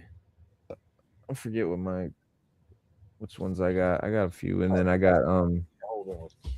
I got a bunch of hip hop comics though. I got Pharaoh Monch did his comic when he came on the show, and he sent me and signed a comic that he made, which he made an anime called Kill Kill Kill, and then they made a comic of it. So shout out to Pharaoh. He got anime out. I didn't know that. Yeah, called Kill Kill Kill. It's just a short little movie, but it's really dope. And he did the music and shit. Cheeto XL has a comic book, Rest in Hip Hop. Yeah. One of the illest MCs too, man. Oh yeah. Yeah, super underrated. Fucking growing up, I realized that a lot of the personas that were portrayed in music videos were also superhero like to me. Green told the OK Player. Run DMC, LL Cool J, they were so larger than life that somehow felt seamless to me that those personas would fit a comic book aesthetic. And that's how I felt like as a kid. Wu-Tang and like certain like MCs and stuff, they were like superheroes to us. Yeah. You know, this in a lot of ways. So it's so like, I don't know what the word is, juxtaposed hip hop Rick was like a superhero to me because his storytelling was like an adventure. Slick Rick, it was an adventure he put you on. I was like, this is like some ill dude, man. Oh yeah, exactly. Yeah, you can't deny the correlation. He said, I was just like 6 or 7 and it just fascinated me. He said, I would try to draw and emulate those things because I knew there was a connection between what I saw in those album covers and comic books as well. Through his partnership with Method Man in the late aughts, Green illustrated the rapper's 96-page eponymous graphic novel, which depicted Method Man as a exiled member of an order of barbarous priests. With Meth's peerless Poe alter ego, Green's drawings take readers through visual storytelling from urban to imaginative settings. Method Man became a hit as Green held signing event in San Diego Comic-Con alongside the legendary rapper in 2008. To date, the book is sold out and hasn't been reprinted. We wanted to have those elements. Wait. Whoa. Oh, here you go. See? This is the joint. The Wu-Tang. The 9 rings of Wu-Tang. Wait, let me see. Shorty look like Kelly Rowland. Yeah, I don't have that one. Where's mine? Image Comics. It's a nice piece. AvalonComics.com in conjunction with Image Comics. It's an introduction, one of the first ones. Very dope. Hell yeah. Peep this shit. All right.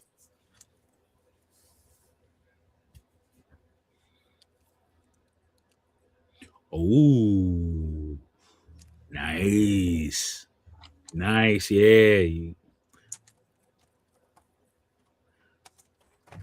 Okay. Nice. It's a what you call? Oh, yeah. It's a prestige version, right?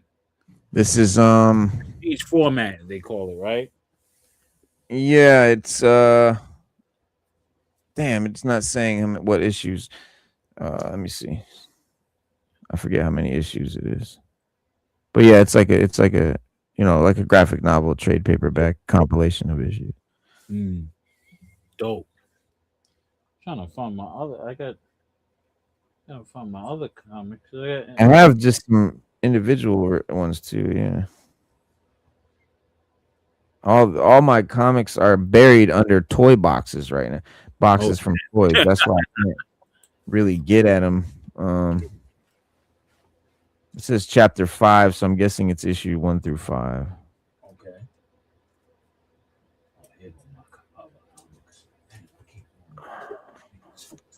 Got comics everywhere. Shit.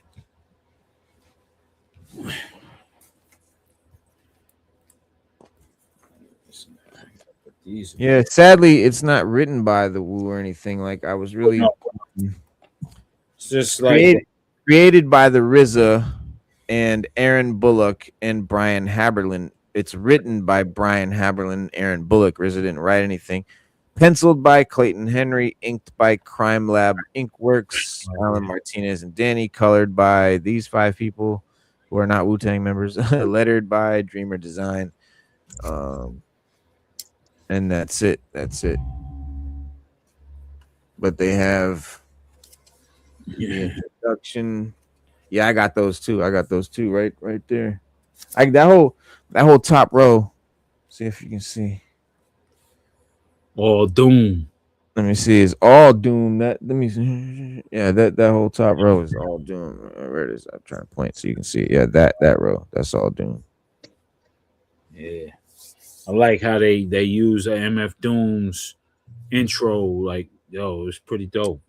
They put MF. That's a good example right there, dog. They put MF Doom's shit in the comic, in the Doom comic. Yeah. Marvel did that. I got that on digital. Yeah. Yeah, Marvel did that. That's dope. Yeah. I'm looking for Bumpy Knucks comic book. I don't know where I put it. Yeah, living on borrowed time, the clock ticks faster. Yeah. Like that's the big, you know what I'm saying? Yeah. Come on. Living on borrowed time, the clock ticks faster. Like some real fly shit. Man. Got this. Let me see. From the book Subway Art. Oh shit. Then I got the preview. I got you gonna make me go. Oh, you got the preview joint. You gonna make me go into my stash. Yo, check what do you got? You got the fly shit. Show them the Subway Art. Oh, hold on, my fault. Hold on. I gotta go now. I gotta go into my shit. What, trains, bombs? Oh, nice. Nice. Yeah, that's tough. Oh, this is the dope page right here. Now, he's whipping out the ill shit. Oh shit! Now I gotta go in another room. Yeah, come on, man. Yeah, that's dope. There you go down there. Oh, yo. Nostalgia. Yes, indeed. Dope ass characters. B-boy. You know what I mean? Oh, that's hip hop animation. That's hip hop cartoons right there, man. Hell yeah. Hell yeah. So we gotta make me think about going up in the room. I got y'all know who that is? I can't see closely. Hold up. Let me make sure I got it. That's Basquiat done. No, I can't see who that is. That's dead. That's K Slay. Rest in hip hop. I was trying to see. Oh. I couldn't see the lettering, but yeah, Dez. Sitting there with Trap. Yeah. Yeah, a lot of people don't know K Slay was a big time graffiti artist back then. They didn't know. Still, he was putting in work even back when they did the commemoration. What is it? My brother and my other brother went to the commemoration of the 5 points because they took down the 5 points because that was a spot where any artist can go in there and throw up their tags, burners, bomb the joint, or whole thing. You know what I'm saying? and they got rid of it because some developer wanted to put condos and shit, and they was trying to say that that should be a monument, but they weren't trying to hear all that, huh? Yeah, it wasn't hearing all that. They were trying to hear all that hippity hop stuff. I get it. Nah, but I think some of the pieces from that they put in museums, like certain pieces. Mm-hmm. Yeah. Well, as hip hop grows, we'll be able to have more power to have some of our shrines and have some of our sacred areas be protected. Yeah, man. There's a lot of fly black books out there. Come on, Mm-hmm. Dudes out there really putting in work and stuff. Shout out to Dondi and all them, man. Yep, I got Dondi's book right here. Rest of Hip Hop with Dondi. Yes. A lot of dope motherfuckers, man. Pioneers. Oh yeah, big shows you how to get busy. Yeah, so you never. I was always a person like, yo, you gotta celebrate your elders, man, because if it wasn't for them, you wouldn't be where you at with it. Simple as that. Like all the people like, yeah, old school. Nah, yeah, you call it old school, but do they call rock and roll old school? Wouldn't be here today if the old what I'm saying? They still call them rock and rollers. Mm-hmm. You know what I'm saying? They're just elder statesmen. That's how we should treat our elder statesmen, not old school, because now you're really putting a negative connotation on it, like it's something to stay away from. You know what I'm saying? When you're supposed to be learning from it. Yeah, they don't call it old school rock. They call it classic rock. Yeah, classic. You know what I'm saying? Come on, man. I do know, like, I talked to this young kid. But they do say oldies, though. They do have oldies. We were talking about rock and roll. I was talking to this young kid. And I mentioned the Doors. Ooh. He was like, "That sounds too hippie. That sounds too hippie for me." What? I said, "Man, what? Are you serious right now? You don't know about the Lizard King. You don't know about the Lizard King. You don't know about the Lizard King, son. I said, what? What? That young boy didn't know. Is everybody in? Is everybody in? Yo, I got that. I got all Oliver Stone's The Doors is an amazing film. I got that movie. If you haven't seen that shit, bro. Yeah, bro. My favorite group. These are just rebels, man. My favorite group is Led Zeppelin, hands down. I think they're the best rock group of all time. I think that's my favorite. Doors is up there. Doors is definitely there, man. For me. Yeah, Doors. Queen. I like, what else I like out of it? I still Pink Floyd is up there. Pink Floyd.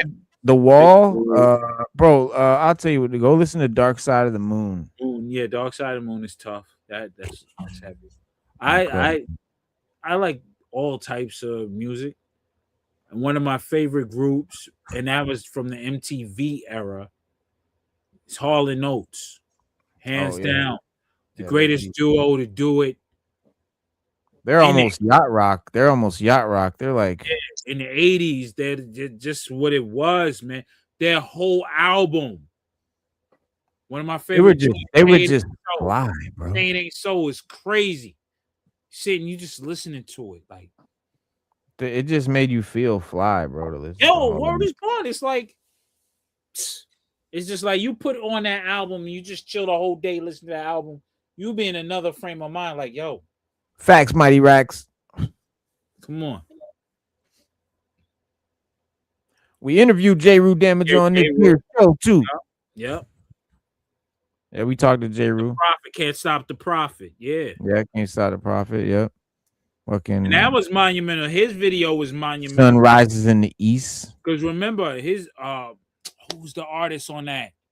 Because his video Premier did some music with J. Rue, a lot of music with J. Rue. Yeah. I'm talking about the art. I'm talking about the graffiti. Oh, yeah. I keep forgetting who the fuck it is. I gotta look it up. Yeah, that's brain. It's Batman. Is it Batman? Kane. Yeah. If you turn your phone the other way, bro, like this way, like it'll make this thing I'm it holding bigger. it on is not very. Oh, okay. Yeah, I would have done that, but I'll be dropping it and flipping around and all that. We got about 10 seconds left till we hit the 3-hour mark. We're gonna wrap it up, y'all. But Oh, it went that fast? Damn. yeah, man. Time flies when you're talking hip hop, baby. It's real talk. Peace, usually love is fun. Yes, sir. But yeah, man. We'll catch y'all and go check out Casual Toy Collector and them. They got the after party right now. Starts at 10 o'clock over there. At you know what I'm saying? Hop in there and wild out. Pete List is the animator for Can't Stop the Prophet. Okay. What's the name? Pete List. Pete List. All right. Yeah. So that was monumental in itself. Because remember, the last animation that was like that was what was it? Coonskin. If you think about it, going back in the day. Mm-hmm. You know what I'm saying? Felix the Cat and all that shit. Yeah. Yeah. Back in the day, black exploitation joints. Yeah. So it's like he brought that back with that. I was like, yo, he killed it with that. Yeah. So I mean, personally, I think Ralph Bakshi should have an honorary hip hop icon award. Agreed. With his cartoons, man. Agreed. Facts. All right, y'all, man. We're gonna chop it up in an after party. But check us out, man. Every Saturday and Wednesday, guys, at 7 p.m. Eastern Standard Time. Hit the like, subscribe, all that good stuff. We'll see you guys this Wednesday. So have a good rest of your weekend. Raw Talk. Be safe during the cold. Thank y'all. Yes, sir. Peace, everybody. And don't forget, we always tell you. Be water, my friend.